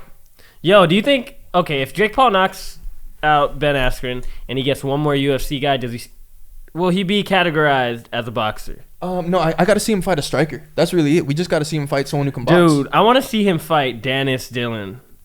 That's Connor's boy. Dylan Dennis, but he's apparently like he's a grappler. Yes. People say like that would be a way easier fight because he wanted him before Ben Askren. Like, people are saying like because he hasn't been active in so long either. Like, no one knows what he's doing. He's still signed to the UFC, just hasn't fought in forever. Dylan Dennis. Nah, he's actually signed to Bellator. He's actually 2-0. He recently just won, and he's one of the biggest shit talkers. Dylan Dennis. Dylan Dennis, yeah. When was his last fight? I can't tell you exactly, but it wasn't that long ago. Oh, go on, yeah, go on. But Dylan Dennis, dude, biggest shit talker ever. He says he'll snap John Jones's legs. Okay, bro, because he's like a big grappler. Yeah, and he's like, I'm the best grappler in the world. and he just keeps talking He's talking shit. shit. And then he was like talking shit about this one guy named Gordon Ryan, who's also a big jiu-jitsu guy. And I've seen the videos before. Yeah. bro. He hasn't fought in 2 years. I guess it's not that long. But yeah, ago, it's 2 COVID years. too, so it's like, They fighting. But he says that he won't fight in the UFC because the bag is too small. He's like, if I'm the best in the world, why should I fight in the UFC So and Roshi take a gonna smaller fight, bag? stupid. But no, he makes way more money at Bellator. Really? Wouldn't you take more money if you are a Oh, really okay. good fighter? Why won't you go after the bag? He's already popular on social media because he talks shit. He knows how to. That's smart. He got He's he smart. got his build up. You really don't need to go. He to didn't the want that UFC in fight with Jake. situation. True. Well, you know why he didn't want the fight with Jake is because he injured his knee, and they were saying that. Bro, he's yo, 2-0. I know. Wait, That's what I said. or is it? He's 2-0. Oh, you was talking about he's a great fighter. I thought he had like a lot of wins under his belt. He got a pretty good rep. Like a lot of like Joe Rogan will talk about him. A lot of different people will talk about him about like Good things? Yeah, good things. But then That's you know, crazy. since he talks a lot of shit, there's a lot of people that hate him. Yeah, I've literally only heard bad things about him. Yeah, He yeah. didn't want to do the fight with Jake. I even heard even Ben Askren was talking shit about him. I told him he a bum. Well, the reason he A lot of didn't people want to did. do That's why I'm yeah, so a lot- surprised because everyone, as I've heard, has been like, this guy's a bum. But I guess I'm listening off hearsay. But say he's a bum, hasn't fought in like the last. Or I guess it's only The reason it's 2 years. he supposedly says that. So the reason he didn't take the fight with Jake Paul is because, well, also he was telling Jake Paul, he's like, yo, give me a month or two. Give me like 2 months. You can't wait 2 months. And then this is off of what he said. You can't wait like 2 months because the doctor was saying that if he moves his knee in some direction, like he could tweak it and fuck it up. And he's like, yo, okay, maybe I should sit on it because it took me 2 years to heal from this, and maybe I shouldn't fight Jake Paul in that sense. But I don't mind fighting him. He's like, I'd whip his ass. And he talks so much shit. Very entertaining guy to watch. Dylan Dennis. Okay. Yeah. He was just on the Flagrant podcast. Fucking hilarious. He was just talking shit about everybody. He was talking about Gordon Ryan's wife was... his wife was trying to fuck him. And he just saying all this shit all live. And then now they got some beef because obviously they've always had beef, but Gordon Ryan also responded to everything that they saw. You guys should definitely watch that shit. It's Okay. fucking hilarious. It's such good beef. Do y'all think it's fair that Jake Paul, being a celebrity, and I guess it's the money pool, but like that he gets these fucking looks at actual fighters? Like if I was a fighter, I'd be pissed. Because but like, is he fighting an actual? Because in this case, like, he's an actual fighter, but like he's not a boxer by any. And that's why even seeing him hitting the pads, I'm like, fuck. I hope he gets it together. I hope he fucking gets his striking right. Because I really want Ben Askren to win, but who do y'all think is gonna win? I kind of want Jake Paul to win. I'm not even I gonna feel like lie. it's gonna Like, be a bullshit upset. They're gonna have Ben Askren just lose or something. I feel like Take a Jake dive. Paul will win off points. If Ben Askren's striking is that ass, Yeah, I think he'll Because win I don't off think he's points. gonna be able to knock him out. Nah. Yeah. Because Ben Askren is tough. Yeah, Really also tough. I think people give Jake Paul a little bit too much credit, just on the They fact do. of like, yeah, when you see Nate boxing, like I really feel like I would have finished Nate sooner. As someone who sparred, boxed, did the MMA shit, like I seriously, when you you trained look for back, the look fight that too, fight, I yeah. literally watched the whole fight back not that long ago. I'm like, bro, he was literally just charging at him, like, fam, you gonna get hurt. You know I would have gotten Yeah, Nate. You know I yeah, would have yeah. gotten Nate. Like you know damn well I would have gotten Nate. Like, come on, dog. So I'm like, that really. And to be honest, it took him a minute to get right. He looked kind of surprised, probably because like, you know, Jake Paul, he hella white. He was probably scared. To be honest, like because I would see as soon as I see him do that bullshit, it would have been bad. But regardless, then the guy before that, Anderson Gibb, man, these niggas aren't fighters. They're other YouTubers that just got a bag. So it's like you give them too much credit, but because people don't know anything about boxing or fighting, so if they just see the result and they see that you're winning the fight, that nigga's nice. All right, well, let's I see. think it's okay for boxing because boxing is kind of dead now. You know, I don't think boxing is like looked at the best sport. But is that part of the reason though? I think it was already dead prior to that. Because there was a lot of like, you know how many fucking weight classes they have? You know how many champions they That have? is, yeah. They have shitty champions. Motherfuckers They are got like, every hey, I'm a 5 champion. pounds. Every Yo, 5 pounds is a weight class. You'd be like, this nigga's a champ. I never heard of this. Yeah. Bro, and then they'll go fight somebody real. Like, they might go fight the Tank, Gervonta Davis, and it's champion versus champion. And this motherfucker kills him. And it's like, people, it's all hype. It's all hype. Yeah. That's the best thing about the UFC. I fuck with MMA so much. It's hype. but at the same time, it's fucking war. animals in Yeah. there. There's fucking warriors in there and it's so entertaining. I It's- just love seeing that shit. And it's crazy because boxing was, I mean, UFC or MMA in general has taken so long to finally get better with the Hell masses. yeah. Like everyone used to say, oh, cage fighting? Like that's what everyone called. Like, oh, you're a cage fighter. What the fuck? They think it's just brutal. But like, and it is brutal sometimes, especially if you don't know the technique. So it just looks like a guy's get, like my dad, he had never seen that shit. And so the first one he watched was Conor versus Dustin. I sent him the link. He's like, that was brutal. Like, I can't believe you. I don't know how you watch this stuff. Like, that was awful. And he's like, yeah, the one you saw I saw him and he's like, yeah, the one you sent me a link to. Oh, no, that was crazy. That was horrible. Like, I almost couldn't watch it. I'm like, it's not all like that, but it is part of the sport. And that's a real thing of like, it's so technique based and so strategy based. But like, it's crazy because basketball, other sports, you have a bad game. This one, you have a bad game, nigga. You in the hospital. Like, you knocked out. Askren was in the hospital. He said he woke up like seeing everyone. He's like, ooh, but he was like, he said he was like, I noticed like my body didn't feel sore at all, so I was thrown off. Like it doesn't feel like I just got into a fight. Yeah. And he's like, and then I looked at my wife and I was like, oh, it didn't go well for me, huh? She's like, no. She's like, and then you imagine that feeling because he doesn't remember any of it. Like he just remember I probably Wakes walking up in or wrong. something. Literally, bro. Because Bro, that that shit knee is was brutal. bad, yo. That was nasty. And ass but knee. and it kind of did show like why you wouldn't have been able to last in the UFC like because cats like Jorge like he literally knew dude. It's so crazy the way he did it because he leans up back against the cage, right? Instead of walking to him where they meet in the center, he walks off center to the right. So now he has to chase him. So what does Ben Askren do? Come skipping over chasing him, right? And then like DK. he knows as soon as I run at this nigga, it's Ben Askren. Everything ends with a double leg takedown. You fire it, he's going in for the takedown. Even if he starts to strike, it's a distraction. I'm going to take you down. So as soon, and you could see him in training camp, like there's things released probably after of him working on that knee nonstop. I mean, everyone knows a flying knee, but like preparing specifically for this fight. Fuck him up with this knee. Bro, and he literally ran straight at him. Ben bent down for a takedown. As soon as he sees him running at him, natural instinct for him. And bro, like that shit, you could see the body stiffen up as soon as it connected. So that's why I feel like a lot, nigga, you can't go up against a lot of these UFC guys. They gonna hurt you. If we know that you gonna duck on that, as soon as I run, you gonna duck. Something's gonna happen, bro. And there's a lot of niggas that can throw them knees or the uppercut or just, I don't know. Bro, how you gonna use your one signature move when a nigga running at you like that? I mean, that's how you get caught. Like if you try to just run at someone, a good wrestler though, and striking, you're gonna get your ass laid out, like taken down. But I don't know, but you gotta think, okay. But that's the scary part of shooting for a double is that you had that someone could knee you. It's just dead in the fucking And face. there's a lot you of got those both arms knockouts. right here. Like There's a lot of those knockouts in the MMA. Yeah, just that one. 5 seconds was the. I gotta see it here. Pull it up real fast. You got it. I haven't seen it. See him fight the what's best the of the 2 minutes? best in the UFC. Ariane Celeste, former Brooklyn Red. Look at this, look at this. Game Bread is in the You not ready building. for this motherfucking knee, And these bitch? guys You ready for this just motherfucking knee? up to each other. Yeah, I'm chilling. Any Watch the stupid chance they motherfucker. get. Watch what I'm The gonna do. fight clock is brought Bitch! to you by Modelo. Damn. Yeah, you don't even know. The Watch. fight All right, clock I'm is brought to you by practicing. Modelo. Froze up. Because you don't fuck with him. Damn. He did even worse after. Damn. Well, you see that shit? I told you it was gonna work. Statement. And he has just turned in the fastest knockout in UFC history. What is that, 3 seconds? He gave him the dead fish.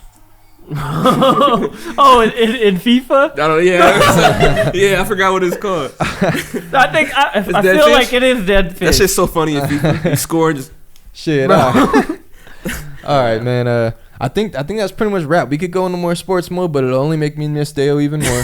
So I like that. I was thinking, if no Dale, we might as well I get was in like, a yeah, little you MMA know, bag. thank you. I like You know what I'm saying? All right, man. Well, anyways. All right, so we gonna talk about draw drill? No, just kidding. Go ahead. Oh, yeah, No, I'm we- just hey, playing. we I'm cool. playing. We'll I'm be playing. night. We'll be my around guy, but appreciate everyone who's oh yeah, we were talking about Dale stanky booty ass at home. yeah, Dale Stanky Stanky booty Booty ass. ass. Yeah, man. Stanky Appreciate booty ass. everyone who's joining us on this episode, man. I like this one. I feel like we had a good talk. It was definitely very enjoyable for me. And Well, all Dude, right. I had a terrible time. Like, what the fuck am I doing? yeah, we'll do here? better next week. Don't worry, I got you. Nah, but Episode 14. appreciate 13. everyone who's watched this You one. say I always next be episode, forgetting to say 14. what episode it is. Episode 13, man. It's been a good one. I feel like I forgot something to say earlier. I was going to. Oh no, I talked about Donnie's album. Okay, good. So we're covered. Yeah. Appreciate everyone who's joined us, man. Hope you guys had a good time. Hope you guys felt like you're part of the conversation. If you're still here, and if you're still here, man, you might as well just leave a comment and let us know that you're still here. And you're great. And if you don't like what we're saying, leave a comment down below. Oh, they've been doing that. Let's do it. Let's talk about it. Here and there. Let's conversate. Let's have some open dialogue. All right, man. I bid y'all one final air horn, and we out this motherfucker.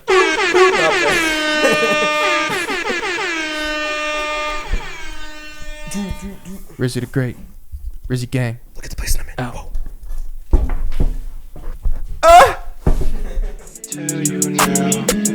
Girl, I'm off the drugs right now. I could use your love right now, but they steady trying to tear me down. I just wanna tell you now, you could be my match.